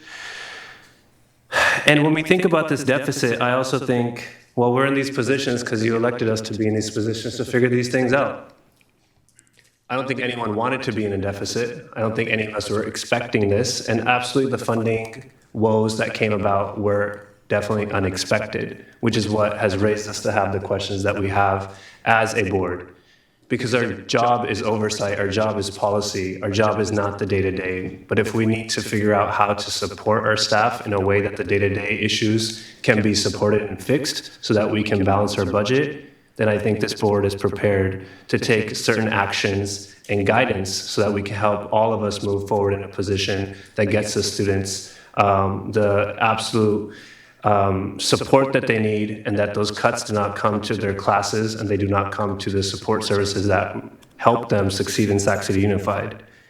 However, one of the biggest things I saw is that when we made budgetary decisions last year, we did them with our students in mind. We lowered class sizes. We got our school sites to a place where we can have more attention for our children. I heard from a couple of law school students today that talk about lowering class sizes. We've done that. We have done that in this district. We did that knowing that there's a fiscal impact of lowering class sizes. We didn't know that there would be a $43 million deficit. And that's not to say that we don't take responsibility. We have to take some level of responsibility for where we're at. But I also believe that we can get ourselves out of it. I believe that we can work together with the staff. I think we can work together with community. And I absolutely think we can work together to get ourselves not only out of here, but put ourselves in a financially safe position so that we can continue to provide the services we need to provide for our students. And we hope that you have that trust in us, that we'll get ourselves there, and we'll get the community there. I don't think it's an insurmountable amount, but I also think it's going to take tough conversations. And, from this perspective, as the president of the board, I will do what I need to do to hopefully get us all in the spaces that we need to get to so that we can have the tough conversations and bring community in as needed to help us right some of these wrongs and get our school district back on track and make sure we are seeing the improvements, that we continue to have lower class sizes, that we continue to see improvements in our testing scores that we have seen, and our graduation rates, which are higher than they ever were. So that's it. I just want to call out the obvious, elephant in the room, whatever you want to call it, and approach it head on, and look forward to having all of your support as we figure our way out of this and work together to improve our district. Thank you. So with that, I'll pass it over to our board members if anyone else has anything to add today. Member Ibarra. I don't know how I'm supposed to follow that, but I just wanted to share. So in light of continuing the celebration of Hispanic Heritage Month, I wanted to share today something. So last week I was on a panel. I was on a panel discussion to bring voice, Hispanic or Latina voice, to this discussion. And I don't want to go into detail of it because it was a private, but it was a very humbling and rewarding experience. Now, in this conversation, there was a quote that came up by another person that was on this panel with me, and it really left me reflecting, and I was like, I have to share this, because in Mexican culture, we love like little sayings. It's like huge in our culture. But one of them that's really famous is that I heard ever since I was growing up, and I still continue to hear now, is calladita te ves más bonita. And that translates to you look prettier with your mouth shut. And so that, it's something we can laugh about culturally, but realistically, it's really something that I'm not okay with. And so I'm glad that I was able to dialogue that on a panel, but I want to say that that is a message that says silence is more aesthetically pleasing than your voice. And this is discouraging us, and when I say us, I mean Latinas or those who identify as she, her, ella, like I do. It is discouraging us from taking up the spaces in the professional and political world. And so that's why I want to bring light to this.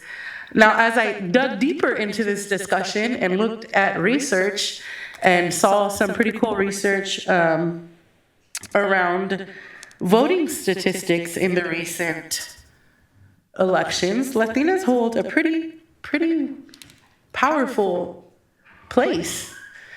And the numbers just continue to rise. So I want to encourage you all to look up the California Civic Engagement Project, and they had a research study that came out in 2016, and I'm just going to reference some stuff really quickly.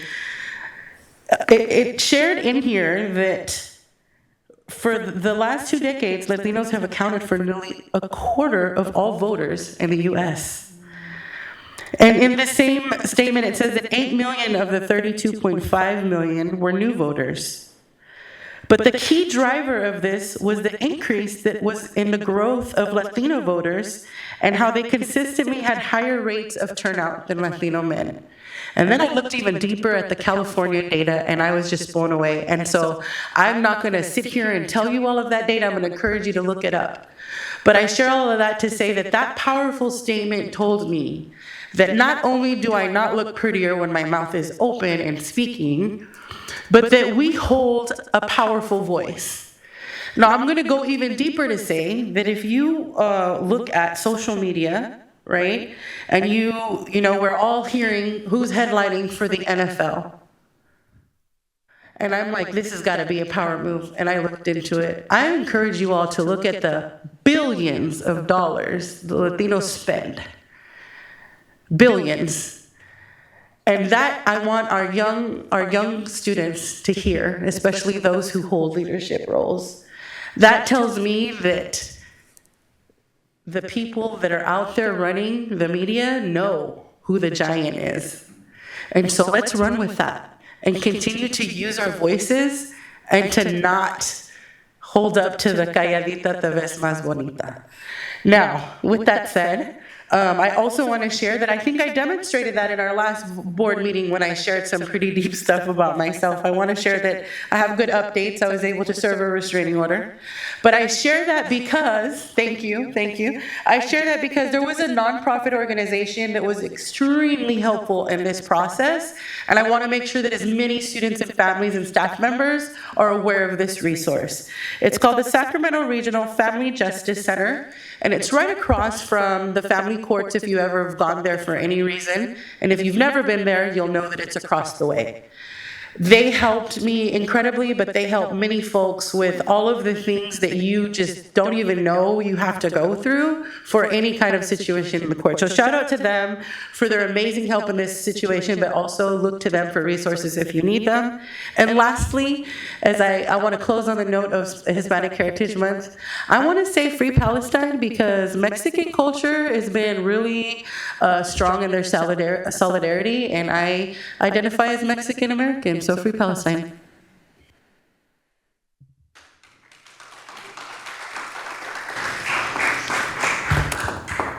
Thank you, Member Ibarra. Any other speakers from our board? Member Rhodes. Yes, I'll be quick. First off, I look forward to seeing the Primo Bad Bunny in the Super Bowl too. Just something to say. But I want to speak about this weekend. We have at John Morris Therapeutic, we have a community cleanup of the garden starting at 11 o'clock. So if you guys are able to come, that would be great. Local Rotary Club has donated all kind of things to help us fix it, and a local church is coming along with students and families to clean up the garden there. And then lastly, as a point of privilege, tomorrow's my daughter's birthday. My daughter Rosa Maria Itzel Rhodes. So happy birthday, happy 10th birthday to you, Preciosa. We're going to have a great time tomorrow. Thank you.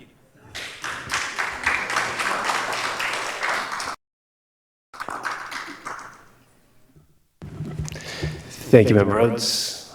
All right, seeing no other comments, we will move on to item 10.1.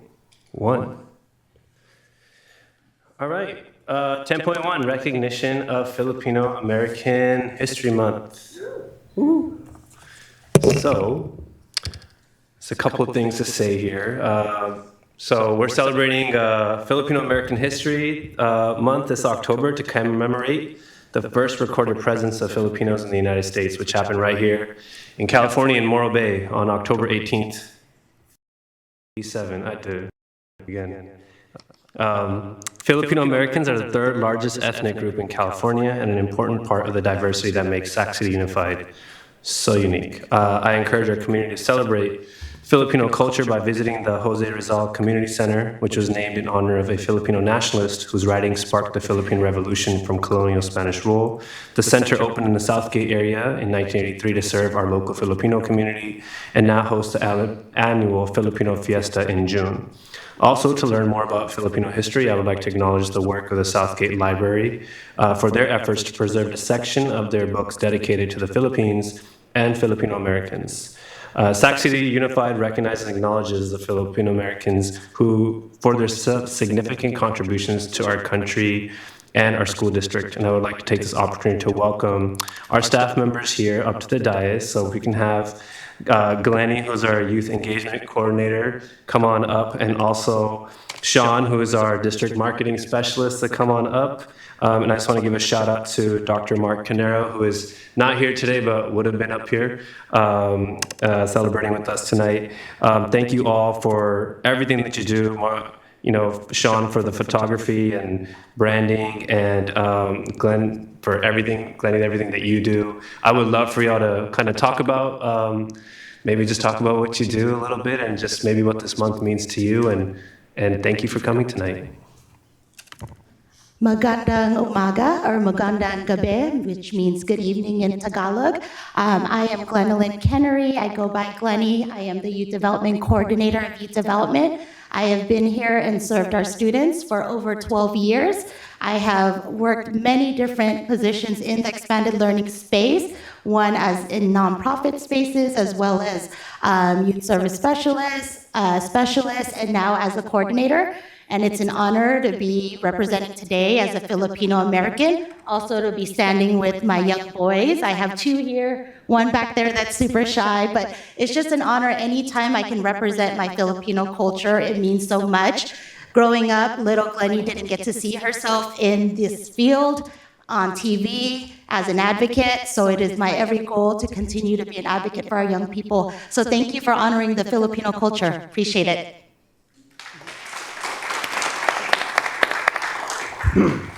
Hi, I'm Sean Brainerd, marketing specialist for the district, and I with the rest of our communications department, try and put our best foot forward for the district and make sure that we're communicating everything internally and externally with our constituents. And I just wanted to say thank you very much for acknowledging this day and this month. It's important to us. I sometimes don't feel like the Filipino culture gets quite enough, critical mass when it comes to acknowledgement. And I want to say that I appreciate what you guys are doing. So thank you. Thank you. Yes, before we all go, I'm going to see if any of our board members have anything to add. If not, we're going to come down and take a photo. Flip it on you. Yeah.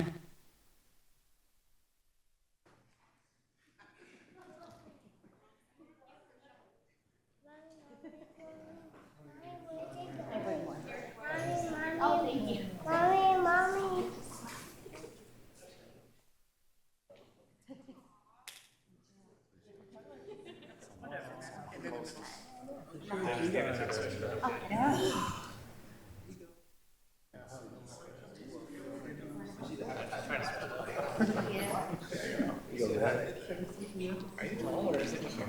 No, both. Wow. Hey, Taylor. Taylor, cállate, más bonito.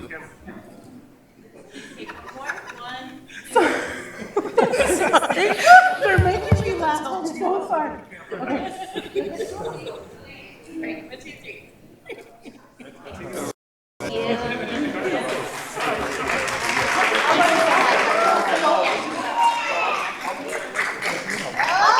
All my best friends.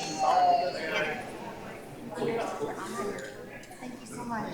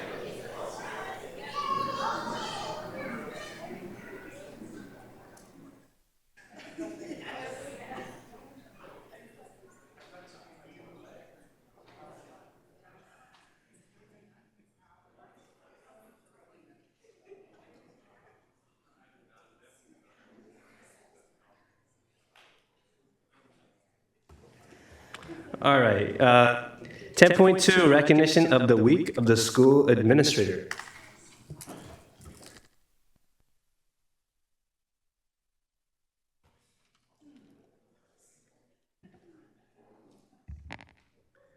Good evening, Board President Singh, Superintendent Allen, and members of the board. We're here tonight to recognize the Week of the School Administrator, which will be celebrated next week, October 12th through the 18th. School Administrators Week is an opportunity for the district to recognize and acknowledge the administrators who support the students, staff, and community in support of student success. Great schools are led by great administrators, and great districts are led by great district office leadership and superintendents, and we absolutely have that in Sac City here in spades. We extend special recognition to our school site administrators who work tirelessly each day to support students, staff, and families. Their leadership, compassion, and commitment are the heart of student success. Please join me in a round of applause for our school administrators and all of our district administrators. Thank you.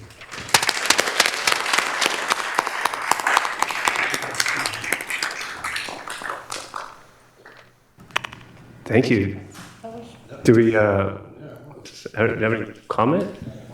We do not. Public comment? Okay, thank you. I didn't even ask one last one, my bad. Any other board members? I'll say something. Thank you. I was just telling Superintendent Allen that we're supposed to be celebrating you and you're presenting on your own celebration. So I want to recognize you all for the very difficult job that you all do. I know it's not easy, and I know that you field a lot of the concerns, questions, and comments that come from our community. And oftentimes folks are seeking answers from you, and we don't always have the answers that folks want to hear, and I know that's very difficult. So I want to appreciate you for the really difficult job that you do have, and we appreciate you fielding those questions and really helping our communities move forward even in the toughest times. So I really do mean that. Thank you. Thank you. Yeah, and I'd like to add, we have the best jobs because the best part of our days is to be out at the school sites, working with the teachers, the admin, and especially the students. So yeah, we wouldn't trade this job for anything. That's wonderful. Thank you. Member Benjamin. Yeah, and I just want to echo President Singh, and thank you all, because a lot of times what happens is that if there is something that needs to be addressed or there is a complaint, it always starts at the top, right? And so they go looking for that lead admin or whatever it is. And, a lot of times you have to have answers before answers are needed. And so it's a situation where, your oversight is invaluable. And I just want to say thank you, that's all. Thank you, guys. Thank you.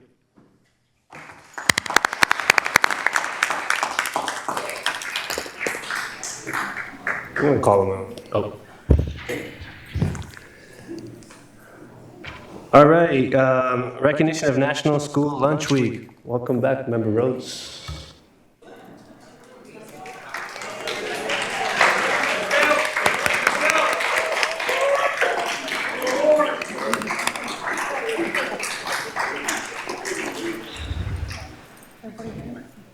Good evening, Board President, members of the board, and Superintendent Allen. I am Diana Flores, the Executive Director of School Nutrition, Central Kitchen, and Distribution Services. And we have some special guests with me today. I've come here many times alone to speak to you on National School Lunch Week, which is next week. But this year was special to our department. In 2012, we passed a bond for a central kitchen. And 13 years later, half of our menu is freshly prepared. It took a lot of hard work and a lot of people to get there. It was not me. They represent our team of 350 employees that did great work during COVID, which got us behind in the central kitchen. But we moved forward the last few years, and especially this year. So we're super proud. I'm not going to do a bunch of talking points. I'm going to share it with you tonight. So. Hit it.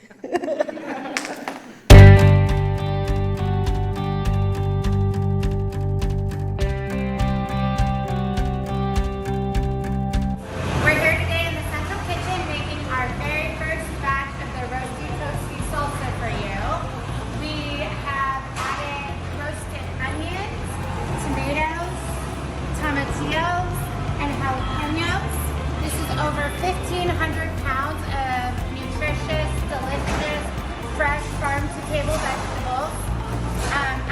roast everything, we put it in our kettle.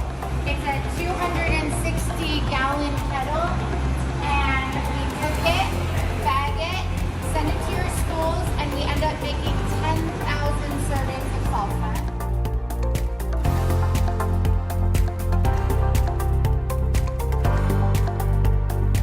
We are making the egg pie today, 1,200 egg pie, going for the school side for breakfast.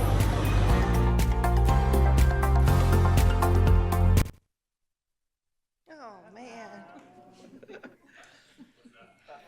It's buffering. It'll get there. I know, huh?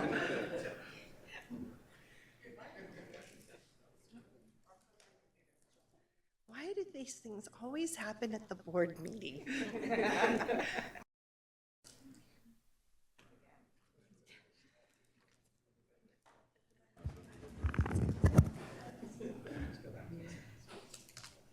What I could say while, oh, is it working? Yes? What I can say while it's buffering is that we are currently serving about 500,000 meals fresh out of the central kitchen.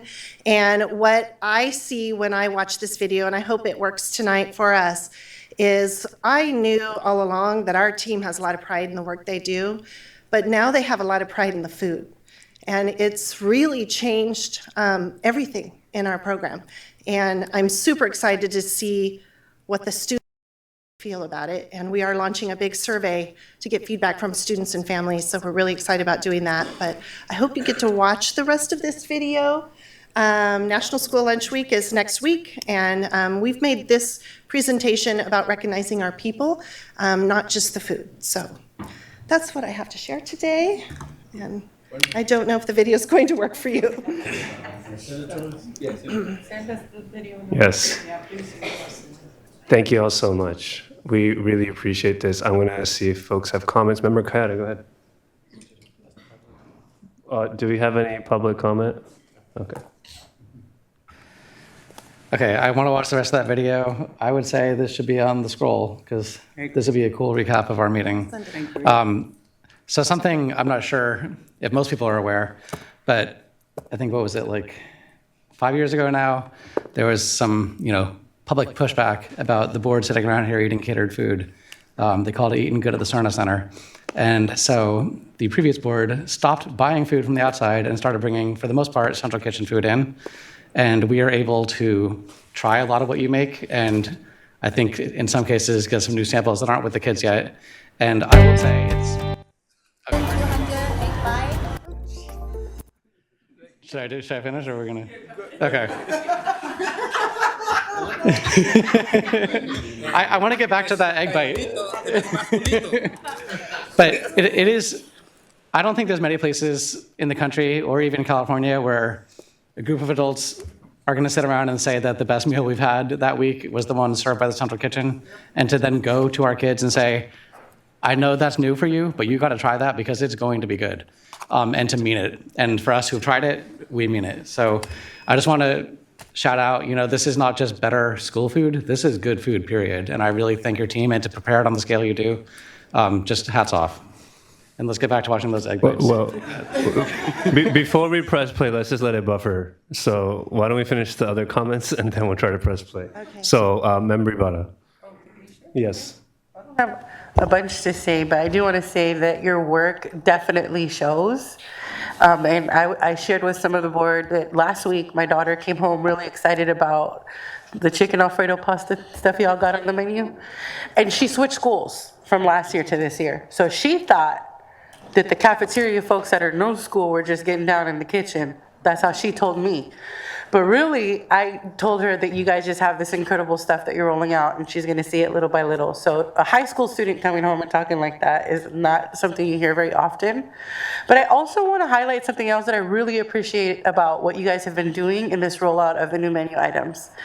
And culturally, across all cultures, breaking bread is really just an important moment. And we are such a culturally diverse district.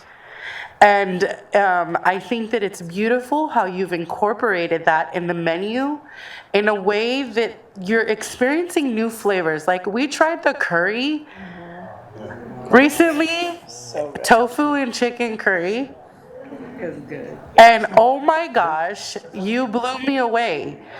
Because I got the, like, I know it sounds crazy, I'm talking about curry, right? But curry is it's such a strong flavor. And you mastered a way to do it that it was soft on a palate, where a kid can confidently share their culture with another student and give them that experience, and it be tolerable and something they can talk about and really like break bread over. And I think that that's the most beautiful piece, and you've incorporated that, and I can see just by the pride that your face was glowing as you talked about your team, and they were equally glowing. So that just goes to show that it is truly being poured in from the out in. So thank you for this, because this food change is going to create a really big difference for kids in big ways that you don't even realize. And I know that you probably might realize it. That's why you work in what you work in, but you don't hear it often. So that's why I wanted to say it. So thank you for all of your hard work in feeding us and the kids. Thank you. Member Rhodes.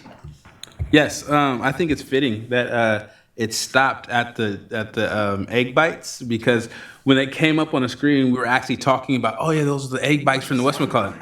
And so, yeah, the sauce on top. So like, and then it stopped, and it was like, oh, maybe it was our fault that it happened. But yeah, and 100%.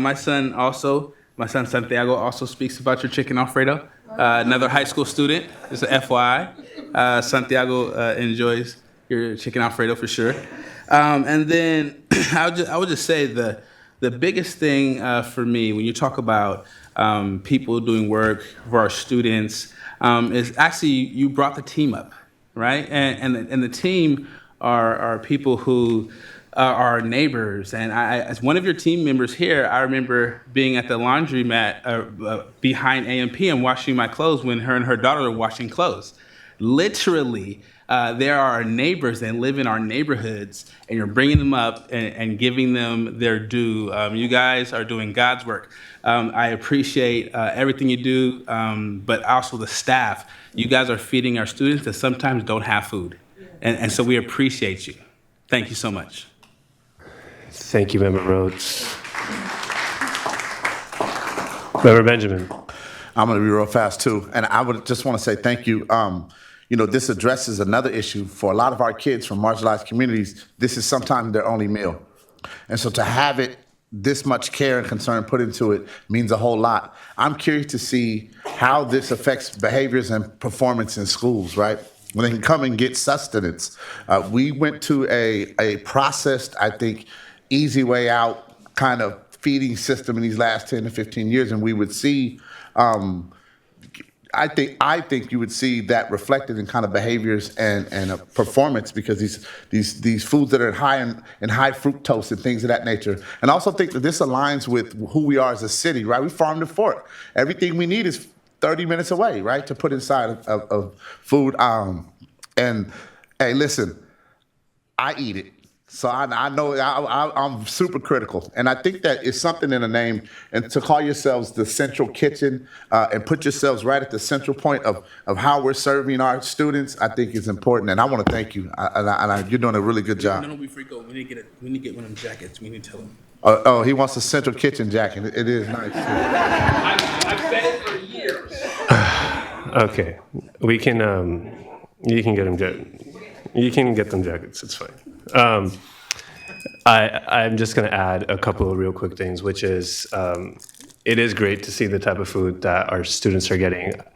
As much as it's nostalgic to remember the food we ate in high school, but that stuff was just like dried up bread with beef patties and like a very sad piece of lettuce. But that's what we all ate, and I know that for a fact. But here we are today, and our kids are getting fed. And Chinua kind of said this, you're doing God's work, and I can't help but think about it. In my community, in the Sikh faith, we provide free food to anyone who walks through our doors around the world. And we don't look at who someone is, what faith they come from, sex, gender, and honestly at the same place in our school district. You all do that. You feed everyone. Any kid who needs a meal, you give them a meal. We give people meals when school is out. We make sure kids are getting meals during the breaks, during the holiday breaks, whichever holidays they're celebrating. We're out there. You all are out there providing meals, right, in times of need. And not to make it political, but it is. But this is the type of stuff that this federal government wants to take away. They want to take away the ability for our children to eat, because eating leads to, as we talked about, it says sustenance, right? How are you going to go to school and learn if you're hungry? And we can't let our kids go hungry. And we just appreciate everything that you all do, honestly.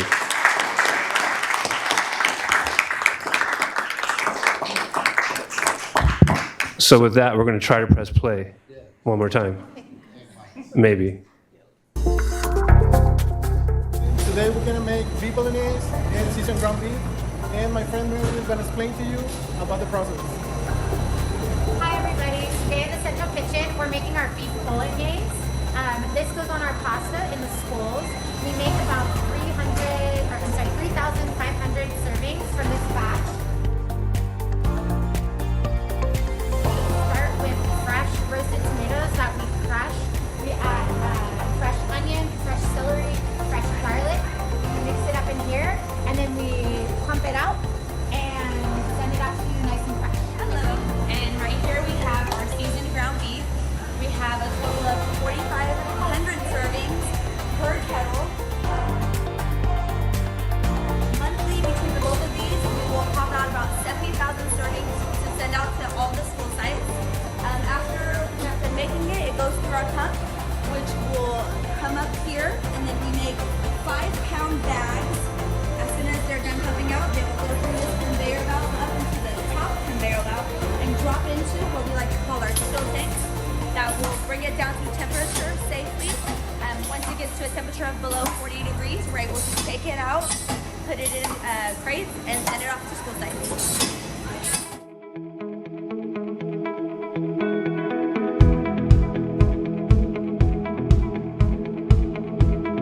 Hi, today we're routing 348 units of the seasoned ground beef.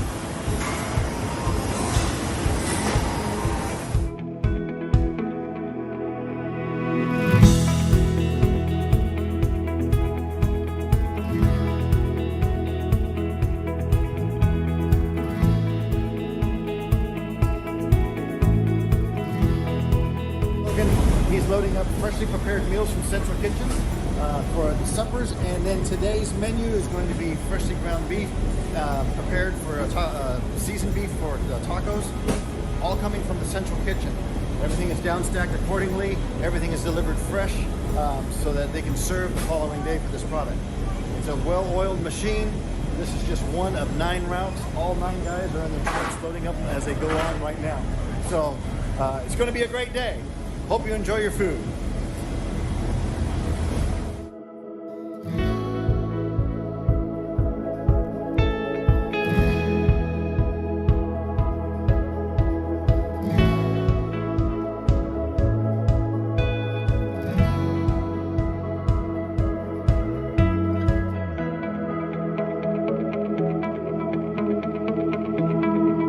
I just picked up our shipment of 400 heads of lettuce from Soilborn Farms, so we're going to get it offloaded. So we're going to take it over to the Central Kitchen team so they can process it and prepare it to get shipped out to our school site.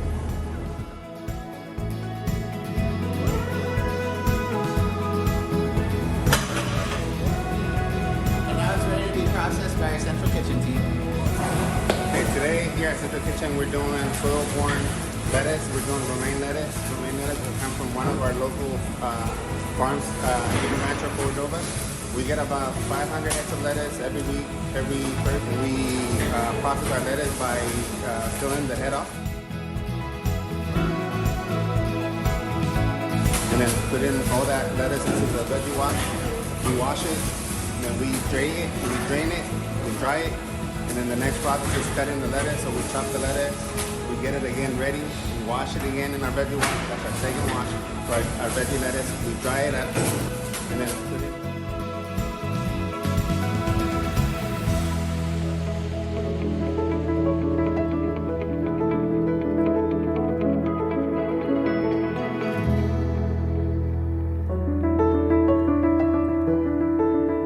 see that through looking through that convert lane in 1 pound bags. We do about 157 bags of lettuce, which is a total of 2,300 servings, and that goes out to our elementaries every day at our salad parks.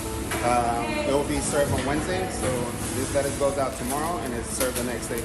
So freshly prepared.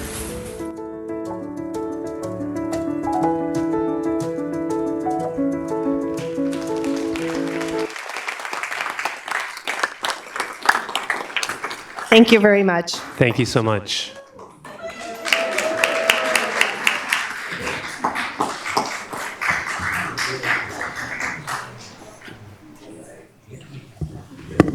Don't give him a jacket. Community schools update.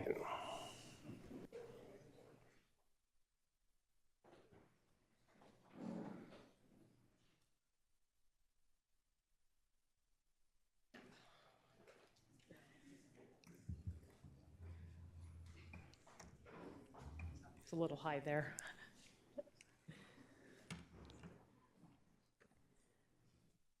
You guys ready? All right, we're ready. Good evening, Superintendent Allen, President Singh, and our fabulous board. My name is Sarah Lynn Bienvenue, and I serve as the District Community Schools Specialist. Tonight, I am joined by my incredible and passionate specialist. We're here to share our highlights, accomplishments, insights, and identified areas of growth from the 24-25 school year. To give you an analogy of our journey, we began in a canoe, spent a little time on a roller coaster, and last year we were flying a plane while building it. This year we are piloting a rocket. Please enjoy our presentation, and we look forward to answering your questions. Just don't beat us up too bad. Oh, here's our agenda. Go on to our next slide here. All right, I'm going to hand it. Hi, I'm Jennifer Dare Sparks from Ethel Baker Elementary, and I represent Area 1 at CSAC. Our district was awarded more than $25 million in state implementation funds. 24-25 was our first year of full implementation. The funds have allowed us to do many incredible things. Hire specialists, plus more, experience professional learning, partner with local organizations to expand opportunities for our students and families. Provide enriching experience for our students, including field trips, guest speakers, mobile museums, and assemblies, and host more than 300 family engagement events at our 18 schools.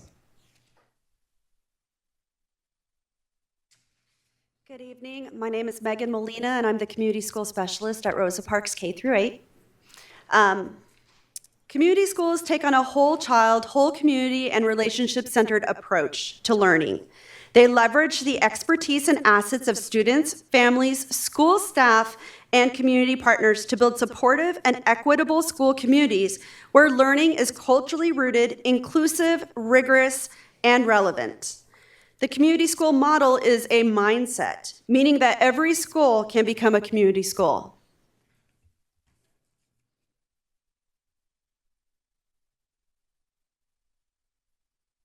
Hi, I'm Kim Rodriguez at Cesar Chavez. We have 4 pillars at community schools, which are integrated student and family supports, family engagement, collaborative leadership, expanded learning time and opportunities. We also have 4 key values, which is working towards transformational improvement, every voice matters, fostering trust, and students at the heart of our work.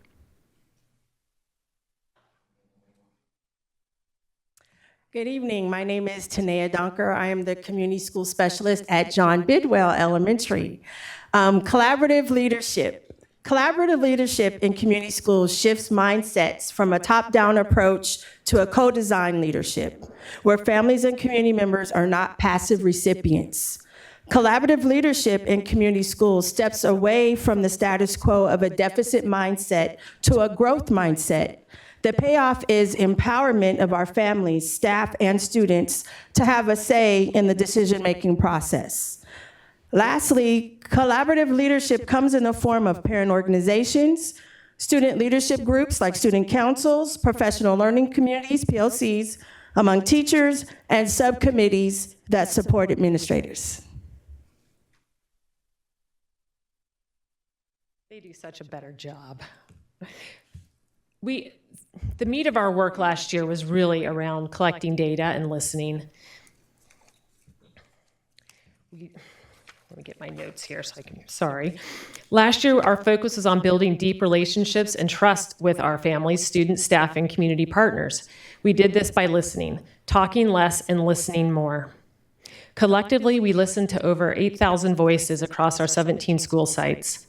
The assets and needs varied from site to site. This is reflected in our site-specific infographics, which are presented in our gallery walk for you this evening. Thank you.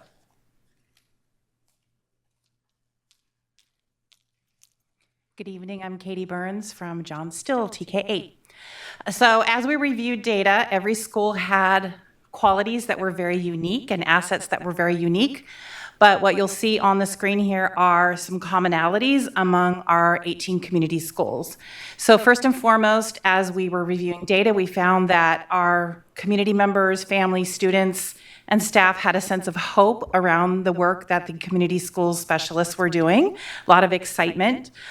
We heard a lot of positive feedback from our community that the principals, teachers, and school staff were mentioned as a source of strength within our community schools, as were the partnerships that we were beginning to build with families, community partners, and students. We got a lot of positive feedback from the cafeteria staff, and especially our students love the Crispitos. Student support centers were highly valued as they provide access to mental health services that are so important for our students and families. A lot of kudos for the after-school programs, and positive feedback regarding access to art lessons and displays of student artwork.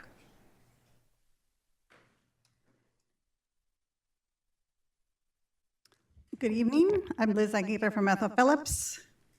Martin Ramirez, Earl Warren. We're here to talk about the street data that we've collected. That's what makes our community schools different, is that we're listening to the voices of our parents, our students, our community members. And of the data collected, they've informed us they want to see more cultural events, more community and educational events happening at our school sites. They want to see clean and safe restrooms and drinking fountains. Our students want more access to field trips so that it's equitable across campuses. And our students also want to see more sports opportunities across all grade levels. Buenas tardes, good afternoon. Through the street data that we collected, in addition to these that were mentioned, our students also want to see opportunities on our campuses, at our schools, right, that apply to life after high school, as they've envisioned their own journey. You know, how do we make that content relevant, especially in today's economy, like AI, more open libraries during lunch, after school, in the morning, age-appropriate books in the classrooms, school beautification projects, our gardens, plants in the classroom, art on the walls that are culturally relevant, right? So they can be inspired. Being able to sit in the main office, make it, welcoming, open windows, for example. And finally, include more culturally familiar foods, as was mentioned earlier in the previous presentation, right? So we are on the move with that. In fact, I got to give a shout out to Diana Flores for her leadership. She's been very receptive from the beginning that we invited her. She came to present to us, and she's been really has provided some of that street data, right, that we have, and we have exchanged that. Finally, I just want to say that our students they want us to bring back the chicken wings. They want those chicken wings. So just want to make a note of that. That was highly mentioned. And finally, more project-based learning opportunities, which I know that we're already doing that. So thank you. Up next is our colleague.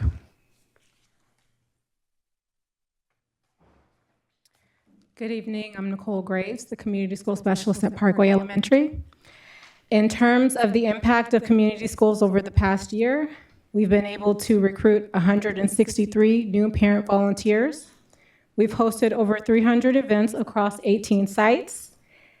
We've created a new partnerships and strengthened existing partnerships. We've increased communication going out to families using Parent Square and Infinite Campus. We've created more opportunities for students to participate in expanded learning and enriched learning opportunities. We've also increased collaborative leadership by amplifying the voices of stakeholder groups. We've empowered and uplifted student, family, and staff voices with listening sessions, interviews, and surveys. We've partnered with Charles A. Jones Education Center to bring ESL classes to our parents at the community school sites. And lastly, we've received close to $820,000 in donations over the 24-25 school year. Thank you.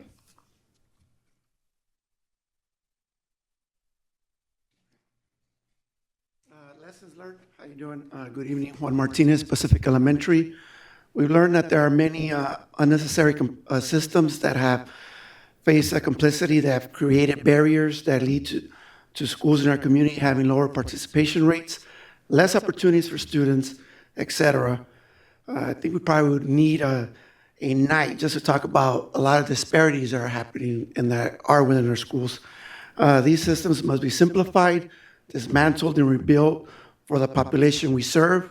Our communities are living in a complexity tax that keeps them from accessing all that we have to offer. As community schools, we are working to build a transformational system that breaks away from traditional and transactional education, one that provides real opportunities that empowers our students well after graduation. It will not happen overnight and requires partnerships with every level of the school system and district offices. Community schools transformation is a team effort.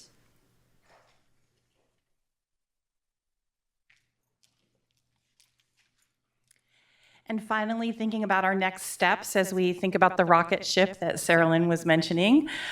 These are our tasks this year, focusing on strategic leadership and clear communication. We want to champion how community schools align with the district's vision and engage all of our stakeholders in this process. We want to focus on academics, so shifting from entertainment community events to edutainment community events that emphasize scholarship and academics, which can be a lot of fun and very engaging. We want to lift student agency through increased project-based learning opportunities, and then sustain the vision through transition. So build on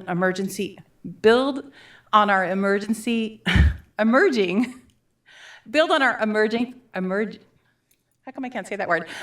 community partnerships that have formed over the past year, center the voices of students, families, and staff so that they're all active participants, establishing PTAs and PTOs, and strengthening our ELAC and school site council across the community school sites, build staff collective efficacy to positively impact student learning and outcomes, and then also prioritize leadership that builds student-centered learning and strong family and community partnerships. Thank you. We have a short video to share the voices of our students and parents.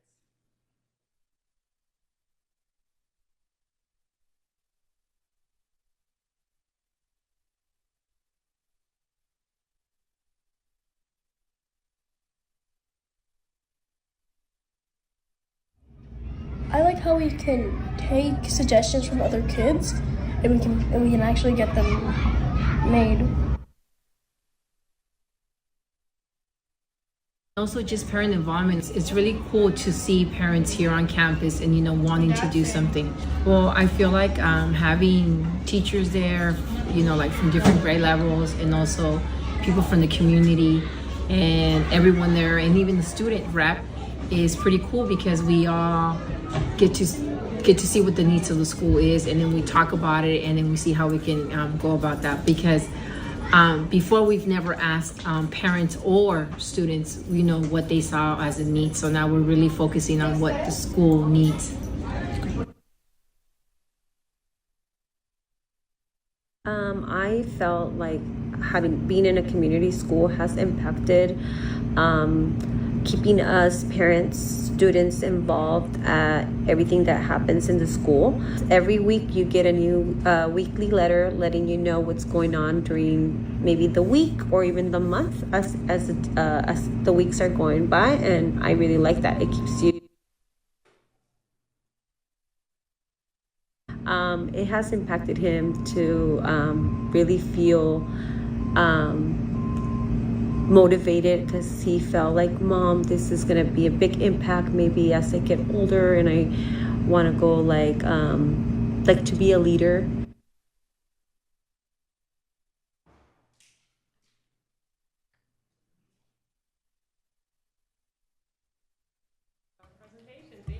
Thank you. Thanks for letting us go over. We practiced many times. You've had this ready since May, but still. Bless you. Thank you. Brian, do you have any public comment? We do have one speaker, Amy De La Salle.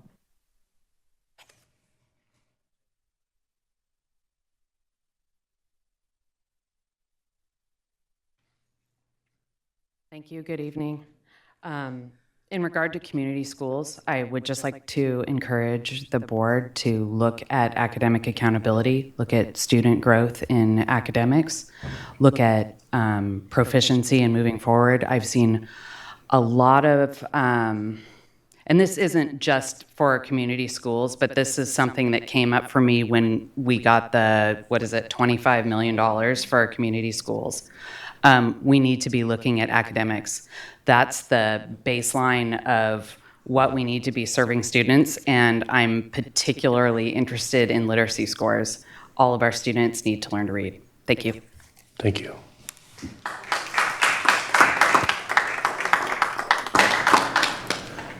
Any comments, questions from the board? Member Ibarra, go ahead. Thank you for that incredible report out. So fun to see all of the great work that you all are doing. The comments I'm about to make is for the board. I know that right now we're facing a lot of decisions that we're going to have to make as we move forward with our challenges financially. But I want us to really pause and take a moment to look at the work and reflect on what was just shared with us. Because part of the LCAP, a big component of the LCAP is family and community engagement. And we heard some commentary from, I believe it was Terrence earlier tonight, on refocusing on where we're highlighting the voice of that. Now, I say that because community schools are 5-year grants. This money is not forever, right? And that's probably the elephant in the room right now. But what I also know is that my daughters were at Oak Ridge, they were at a school who was under a site improvement grant that also is a 5-year money. And at the end of those 5 years, I was on site council and had to make some pretty tough decisions. Probably one of the toughest votes I've ever had on a site council, ever. I mean, there was tears, not just for me, at the end of that. But I share that because that is what we are going to face as a board when the decisions come. So I want us to really pay attention to what is being done here and the impact that it has, not just on our community, but on the LCAP and the systems that we have in place for how we listen to community and what their needs are. So I just want you all to reflect on that as you've taken this information in from them and as we move into this space of, as a board together on the decision-making process that we're gonna have to go through. So those are my comments for this evening. And again, thank you all for the incredible work that you've been doing. I apologize that I don't have a representative yet. I was this close to getting my oldest daughter to do it, but she had an internship opportunity, and so now I'm trying to fill that position. So I am trying to get it there. That was a great idea, Sarah Lynn, by the way. We almost had her. We almost had her. But thank you for all of your work.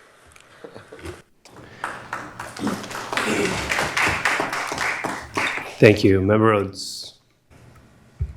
I just wanted to say that two things you guys pointed out tonight. You guys pointed out to my childhood favorite, Crispitos. Growing up here in the district at Bret Hart Elementary School and things. So Crispitos, God tier food for elementary schools. And then also, I also agree that you guys should bring back chicken wings. So to my people in the back, and I know that I see if she's still back there, bring back the chicken wings. Our student wants it. We demand it. Chicken wings for all. Now, on to actually to what I really want to say. You guys are doing amazing work. I get to work relatively closely with the Area 5 community schools folks, and I get to see what you guys are doing on the ground floor, the impact, and how we've been able to enhance and advance the community work that we do in the south side of the city, and that's a beautiful thing. And I know that Member Ibarra was talking about cuts and things like that. I find the work you guys do essential to what we do here at the district, and connecting with our communities that have been left on the margins for generations, and we are slowly reeling them back in, but it's the consistency part. I used to often talk to people about these pillars. I always have the community, character, consistency, and culture, but oftentimes we miss the consistency part. We put a Band-Aid and we leave it. We have to figure out ways to continually and consistently show up for people who have not been showed up for by systems, and just remind the board that we don't represent schools necessarily.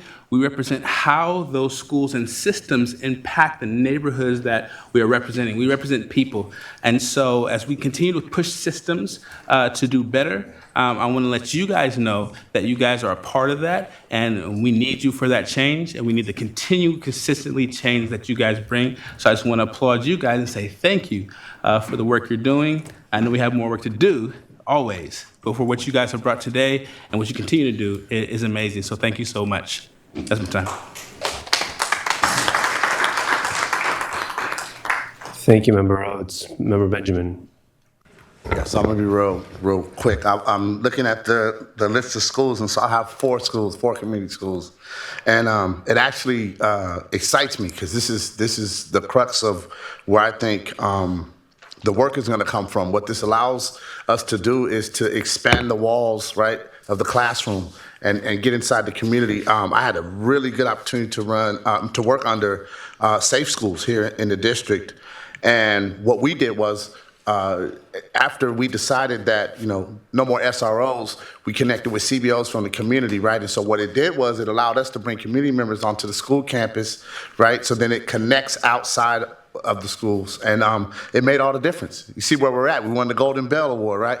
So I think in terms of the support, understanding that the funds aren't ongoing and permanent, I think this is the perfect conversation to have with the community and connect the community to the community school staff, so then we can keep these things going. So I'm excited. I got a lot of kind of outdoor resources that I'm looking forward to connecting not only to my schools, but to all the schools on the list. So thank you for all the work you do, and I look forward to working with you. Member Kayada, thank you. So not a comment, more of a request. Feeling a little inspired by what Member Ibarra said about, the questions on whether this will be here. Hopefully, if there isn't a cliff, hopefully this does continue. But it does remind me that whether or not we have this, we should be learning something from it. To Member Benjamin's 4 schools, I have 0. And it is important for me to learn what's happening at these community schools, which aren't any of my schools, but what can I take back with me to them? And what can I have the IASs learn to bring back to the principals that don't have the funding right now for these grants, but are still, not everything here requires money. Not everything here needs to have someone who's a dedicated person. Obviously, it'd be better if we had that. But I guess that was a really long way of saying my ask is, if you can let us know not just what's happening at the sites that are community schools, but what are you learning? What can we roll out wider, both for the schools that don't have it yet and the schools that, heaven forbid, we lose this money, how they would continue doing it in the future. So, but anyway, thank you very much for your work, and I do really appreciate these updates. Thank you. Thank you, everyone.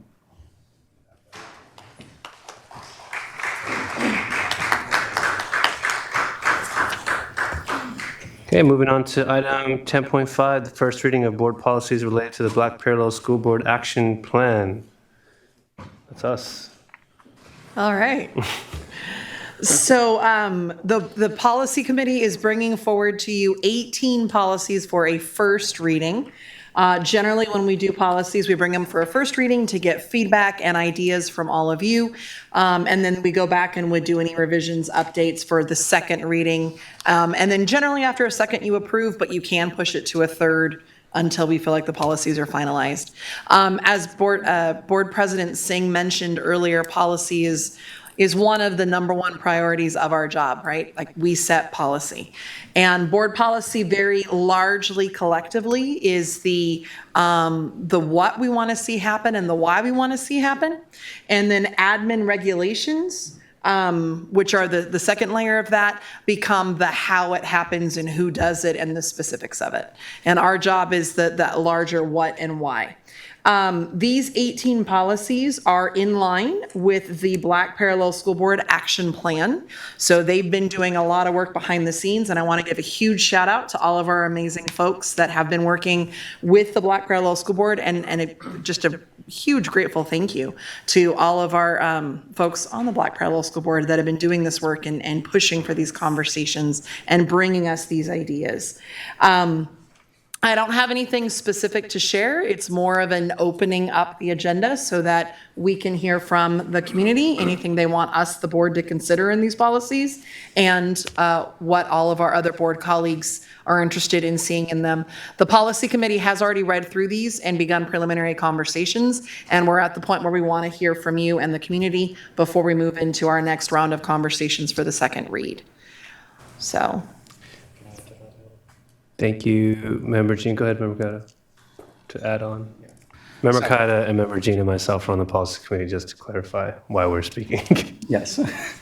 So I just wanted to offer a little bit of clarification that Member Jean hinted at. For these particular policies, this is a small subset of the policies that the policy committee is looking at, but these are ones that were before us, and we actually moved them up on the line because we have deadlines we need to meet for the settlement agreement with the Black Parallel School Board. And it is important for us to recognize the work and the recommendations that the BPSB brings before us, and to make sure that we are running it through our own processes as well. So this truly is a first reading. We want to hear from people. I know there's been a request, there probably will be a request shortly to delay our second reading for more time for community input, and I am interested in that. I believe that is our plan.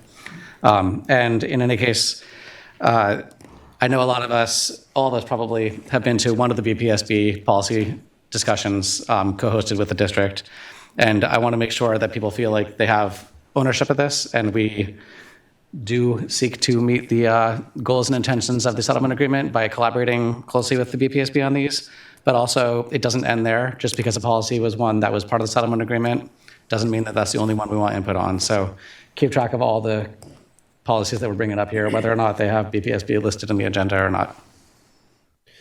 Thank you, Member Kaida. And I'll just add quickly that what you said at the end, which is this committee is trying to move in a steadfast direction as quickly as possible, not only to address the many suggestions from BPSB in the settlement plan, but also in general, just our outdated policies in this district.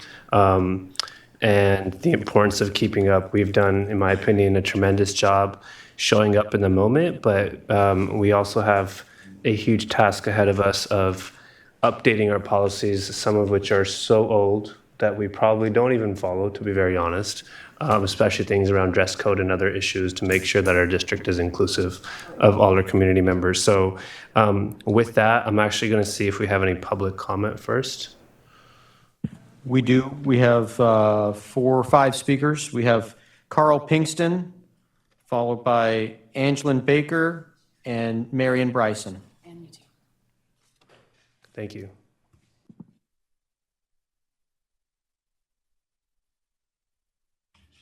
Good evening, President Singh and Superintendent Allen. It's a pleasure and an honor to be here today to speak on the board policy. As you well know, our efforts to revise, efforts and our participation to revise the board policy that was indicated in the action plan was due on September 1st, 2024, and we didn't meet that mark. But the district, along with the independent monitor, proposed a new revised mapping of policy to the board for the first reading by today and final adoption by October 16, 2025. And as you're aware, and stated, 18 board policy revision will require parents and community to review and provide comments within a reasonable time frame. 2 weeks is not adequate amount of time. We should be able to allow various groups like the Community Advisory Committee, other community groups, to be able to have input and think through what's in the policy and what should be included. I was also thinking just before I got up here, I don't know if it's never been done before, but we might need to translate those policies into Spanish, into other language, because policies are guardrails, and it is the basis upon which administrative regulations and how the district will operate. So I think it would be an opportunity to do this that is consistent. And lastly, that I want to say really quickly is one piece that speaks to the willful defiance that was referred in one of the policy as it relates to discipline. As you well know, we do not suspend students for willful defiance anymore. Even though it was noted that for 8th through 12th grade, that will expire in 2029. We, Black Parallel School Board, along with Fixed School Discipline Policy Coalition, will go back to the legislature and have it made permanent. But all the other districts have already done this, and our district, from the previous board, has already made a commitment to say we will not suspend kids for willful defiance. Thank you. Thank you.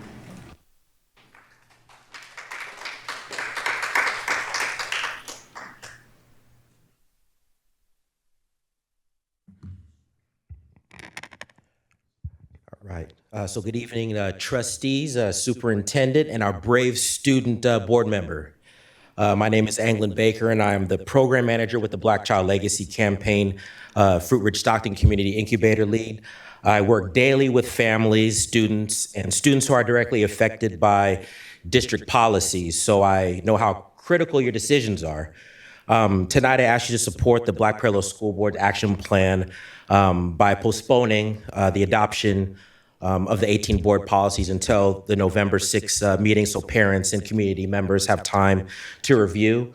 As Carl said, removing willful defiance language and suspensions for this reason are highly prohibited by law, requiring mandatory staff training on policies impacting students with disabilities and Black students, and upholding parents' rights to request and receive the highest quality support for students with disabilities. So, to wrap up, this is about equity, justice, and dignity for our students. So please postpone, review carefully, and put students first. Thank you for your time.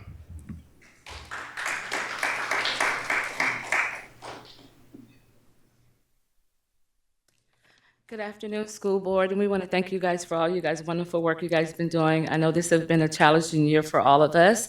I'm Marian Bryson. I'm a parent organizer, parent advocate with the Black Pillar School Board. I'm the person that goes into the meetings, the IEP, the 504 meetings to support our parents and students with their issues and concerns. So we're really pleading with you guys to take the time and make sure we go through the action plan, and we demand that all staff receive mandatory training with policies and procedures, especially with our disability students and mostly our Black students. I think you guys all should go out to the school sites, take a special day and just go visit and see what's going on with our students because of the inappropriate training that our staff has at these school sites and the unprofessionalism that's there. I know it's a lot going on with hiring and staffing and having the right people on the campus, but we do need to have those right people on the campus. I'm on pretty much all of the campuses. I see what's going on. We have staff there, and I love all of you guys, and I love the work that you guys do, but we do have inadequate staff at our schools doing these things for our students.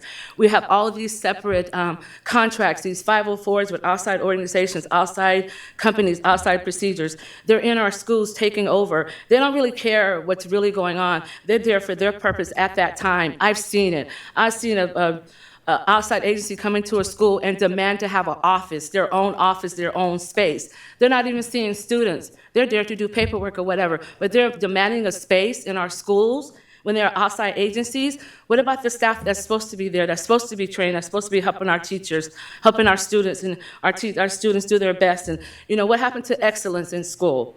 And one thing I want you guys to think about, the staff that are there, these untrained, unprofessional staff that are helping our mostly students with disability and our Black students, they're there to control them. They're not there to teach them. They're not there to help them. I was at a classroom today doing an observation. The aide that was there, she spent all the time trying to tell this kid what to do, how to say it. She did not let the teacher teach. She did not help him. She was a distraction for him. So please make sure we get the right people in our school sites, all of our school sites, that's there for our kids, to help our kids to do the best for our kids. Thank you guys for listening, and it's always so glad and a blessing to be in you guys' space. Thank you.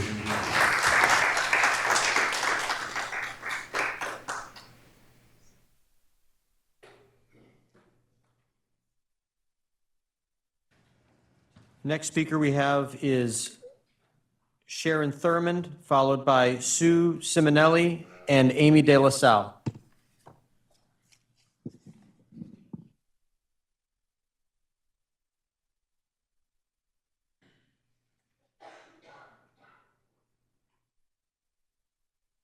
Good evening, everyone, and to our esteemed trustees, superintendent, our board president, thank you for your service.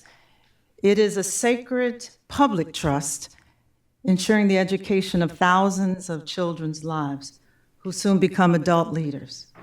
My name is Sharon Thurmond. I'm here with my esteemed colleagues, Amy De La Salle and Carol Jackson. We're with the Sacramento County Education Coalition. We're here in support of the Black Parallel School Board's admonition, imploring you to be sure you allow more time for parents and community members to review and comment on the 18 board policies that are up for review. The items, I'm just going to pull a few: special education staff, positive school climate, differential graduation and competency standards for students with disabilities. These are all intense subjects and very important for the community to provide have a thorough understanding and then provide thorough input. So for that reason, and because it's obvious the court's ruling wanted to secure justice for these underserved, vulnerable children, and to honor that, to honor the spirit of the court's ruling, we admonish you to delay until November 6th, the second reading, and if necessary, a third reading at a later time. The lives of these children are certainly worth it. Thank you very much for your time and for your service.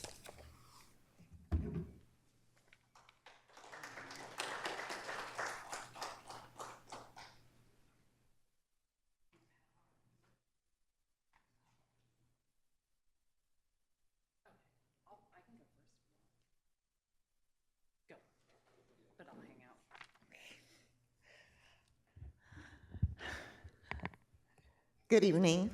Thank you for letting us speak. It's nice to see you all again.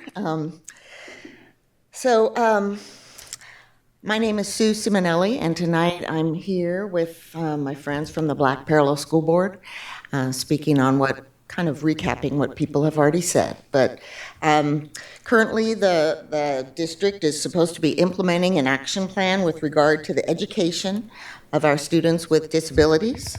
The rollout of the action plan has been kind of slow, but its intent is imperative. Students with disabilities have the right, under federal law, to a quality education. But in the past, hopefully not in the future, but in the past, Sac City Unified has failed them, particularly its Black students. A fundamental part of this mandate is the relationship between staff and students. And with that in mind, we demand that all necessary staff receive mandatory training in policies and practices regarding students with disabilities, especially our Black students. Thank you.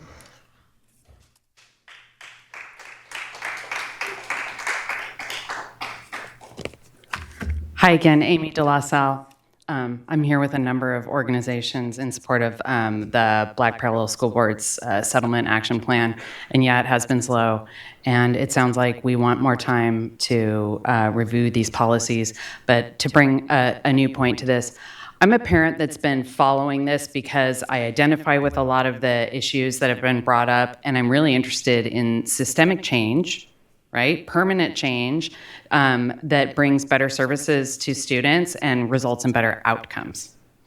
When I went to the agenda tonight, I found the policies, but it really wasn't clear what was happening. So if you could put on the perspective of a parent who's interested in following this, but not so into it that they have become part of the committee. I mean, that's a huge, huge commitment. I can't do it. So I appreciate that some of you commented on the beginning what we're kind of doing here, but I didn't see redlining edits, and I also didn't know what the policy committees were after. So I think about root causes of some of the problems, and are we actually addressing something with the policy changes that we're suggesting? So basically, we can't even comment on these policies until we understand what the intention of the action plan was if you're not an insider. So I think I'm asking you all as our representatives to kind of digest it for us and tell us, okay, we are trying to do these things with these changes on the policy. So we can offer comments to you. Thank you so much. Have a good evening.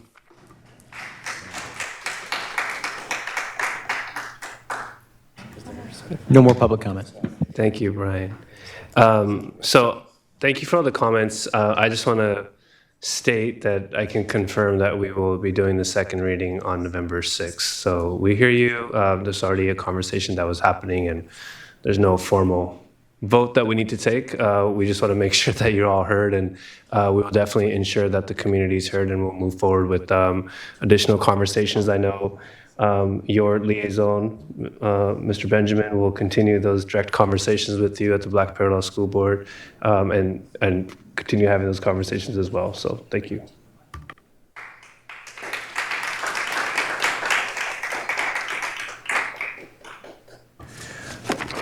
All right. Next up, we have our public hearing on approval resolution 3524. Compliance with the Pupil Textbook and Instructional Materials Incentive Program Act. That was a mouthful. What's that? Good evening, board members and Superintendent Allen. I am Erin Findley, Assistant Superintendent for Curriculum and Instruction, and joining me is Tasha Weatherall, who is our one and only district librarian.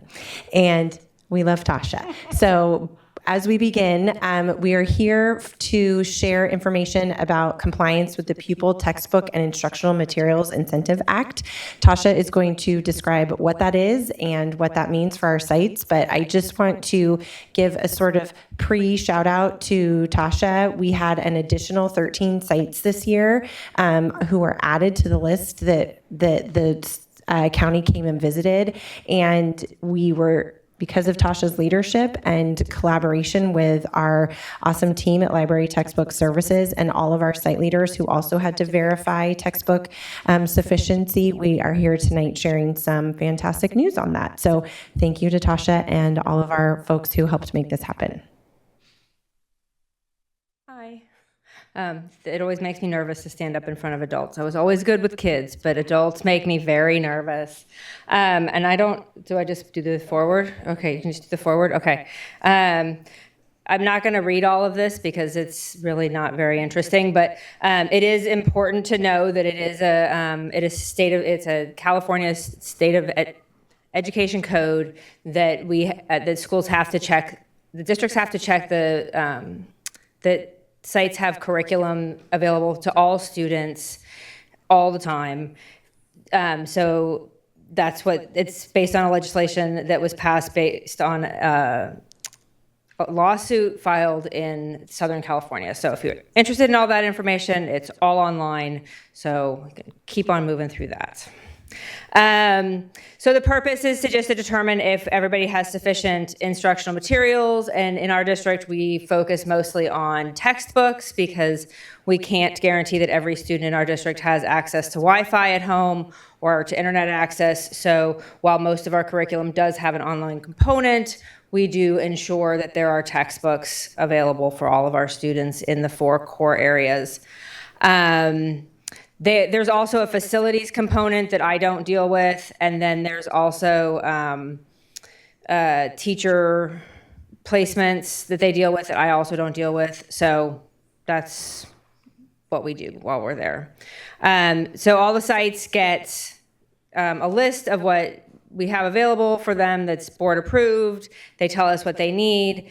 I added on here that we had 36 sites this year to visit in a 5-week, well, there's 36 total. 18 were new, and 18 were new to the list this year. So we had 13 more than last year because like 7 dropped off. It was a lot of sites to visit. 3 hours every day for 5 weeks is where I spent my life the last 5 weeks. And the change came from some changes in reporting that happened. So we got more, the whole state had more sites to visit. Surplus textbooks and instructional materials were distributed, making sure that everybody had all their stuff. We checked in with a lot of new sites. And then SCOE sent reviewers, and myself or somebody from LTS went to every site visit to make sure that we had district representation at every site. And then the 2 small insufficiencies that we had, we were able to remedy within the same day. So it really didn't even mark as an insufficiency for us. These are the lists of the sites that I've spent my last 5 weeks at. The highlighted ones are the ones that are new to the list this year. Some of them have been on the list before. Many of them have not. So you can see it was a lot of work. We typically had 2 high schools, Hiram Johnson and Umoja, and this year we had 6, so 5 or 6. So it was a big task this year. So we had 100% of all of our schools passed this year. Everybody had what they needed except for the 2, and then we fixed those. And we also surveyed all the principals, and they all have what they need. So, and they all know that they can reach out to us anytime that they need anything. So, and then there's the amount of funds that was spent and what we expect to spend next year with the new math adoption.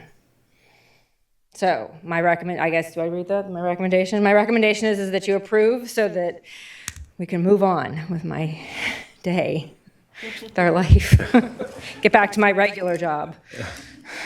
Thank you. I know, yay. All right. Any questions? Brad, do we have any public comment? We do not. Well, that concludes our public hearing. Do we have a board discussion? Oh, you're welcome. Thank you. I love your shirt. It's a, people think it's like silly and that it's like not important, but I mean, those of us who've been in education long enough remember, like when I first started teaching, I taught in a class in this district that had 12 textbooks for me to share with 33 kids, right? That's why we do this, is that we go to make sure that our students have access to materials and that all students at all sites have the same access level. And so people think it's really like, oh, it's just this small thing, but it is really, really important to make sure that all of our students have the materials that they need. So. Thank you. Yeah. Yes. Thank you. I know. Yeah. All right. Do I have to do anything else? Is that it? Okay. All right. I'm going to move. Do we have a second? Member Navarro, second. Student preferential vote. Aye. Member Jean? Oh my God. God. Member What? Kayada. Aye. Member Benjamin. Aye. Member Navarro. Aye. Member Rhodes. Aye. Member Singh. Aye. Member Ibarra. But I have no control over this board. what's happening, Jesse? What's happening? I made a whole speech about being president, and this is what I got. So thank you. Thank you so much. Thank you so much.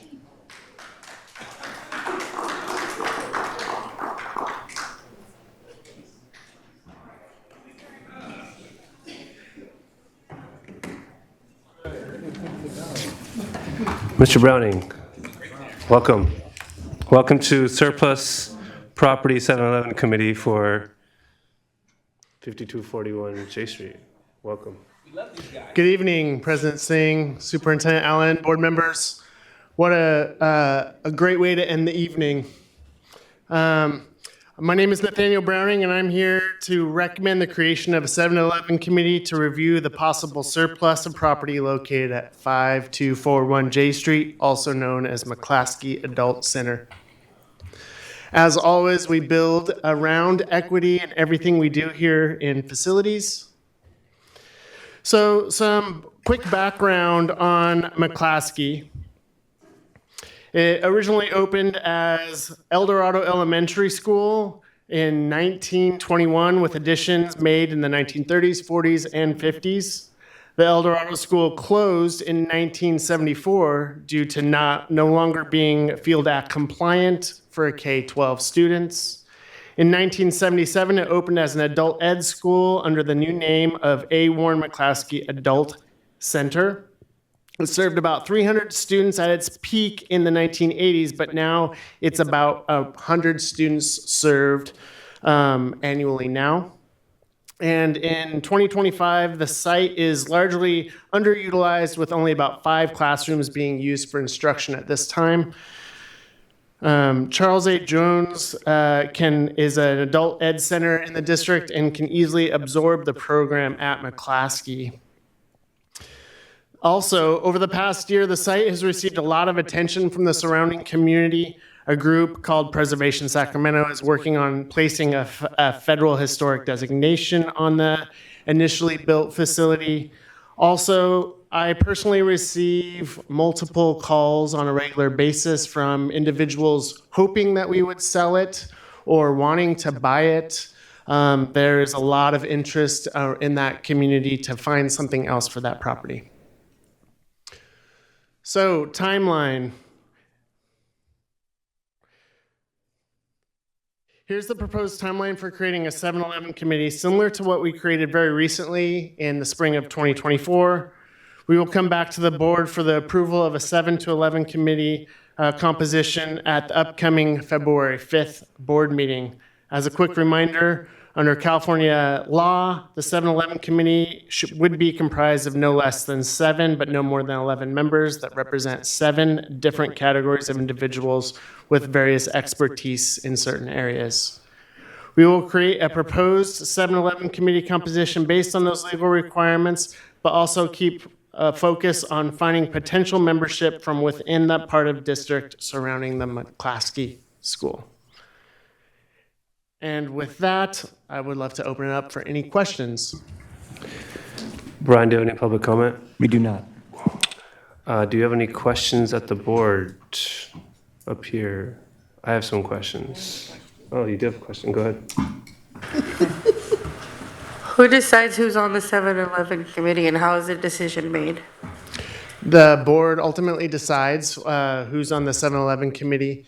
We will come ask for some input from each individual board member, similar as we did last time around. We do have some members from the previous 711 committee that have also shown some interest that we might want to consider. I also know that the director of adult education would be interested and would bring a wealth of knowledge and would also fit that category, one of the categories. But ultimately, we'll bring back a staff recommendation for committee members at the February 5th meeting, and the board would approve that membership. Okay, I have another question. So the administrators from both sites will be part of the 7-Eleven committee or only from the adult center? It's actually one administrator that oversees both programs. Okay, that makes sense. Yep. Okay, thank you. Thank you. Actually, I'll save my questions offline.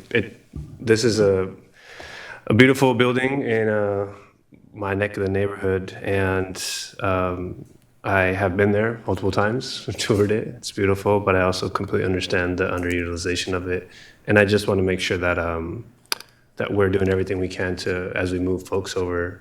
I know that a lot of stuff that's housed there is students with needs, and giving them the type of skill sets that they need to kind of thrive in this world. And, you know, there's a bus stop right in front of this location. I've seen a lot of folks utilize that. So my concern has always been, if we're moving to a different site, that those students continue to have that access, and that we're making sure that we go a little bit above and beyond to make sure those students with needs have access to the new Charles site and have whatever they've been used to. I think it's a big shift for them, and just making sure we do a little bit extra to make it easy for them to make that switch. Absolutely. I have met with the director of adult ed twice this week at 2 different times, and that was the main focus and intention. Either way, depending on where we end up with McClaskey in the surplus process, they are focused on bringing that program to CAJ, Charles A. Jones, no matter what. And so figuring out if there's any kind of supports that we need to improve that facility and make sure that they can continue the programs that they have without disruption. Perfect. Thank you. I think we do need to take a vote on this as an action item to open a 7-Eleven committee for this property. So we will start with our student preferential vote. Aye. Member Jean? Aye. Member Kayada? Aye. Member Benjamin? Aye. Member Navarro? Aye. Member Rhodes? Aye. Member Singh? Aye. Member Ibarra? Aye. Thank you. Thank you. All right. Letting the community know that our future board meetings are October 16th, right here, and November 6th, right here. Oh, this is a new time? Yes.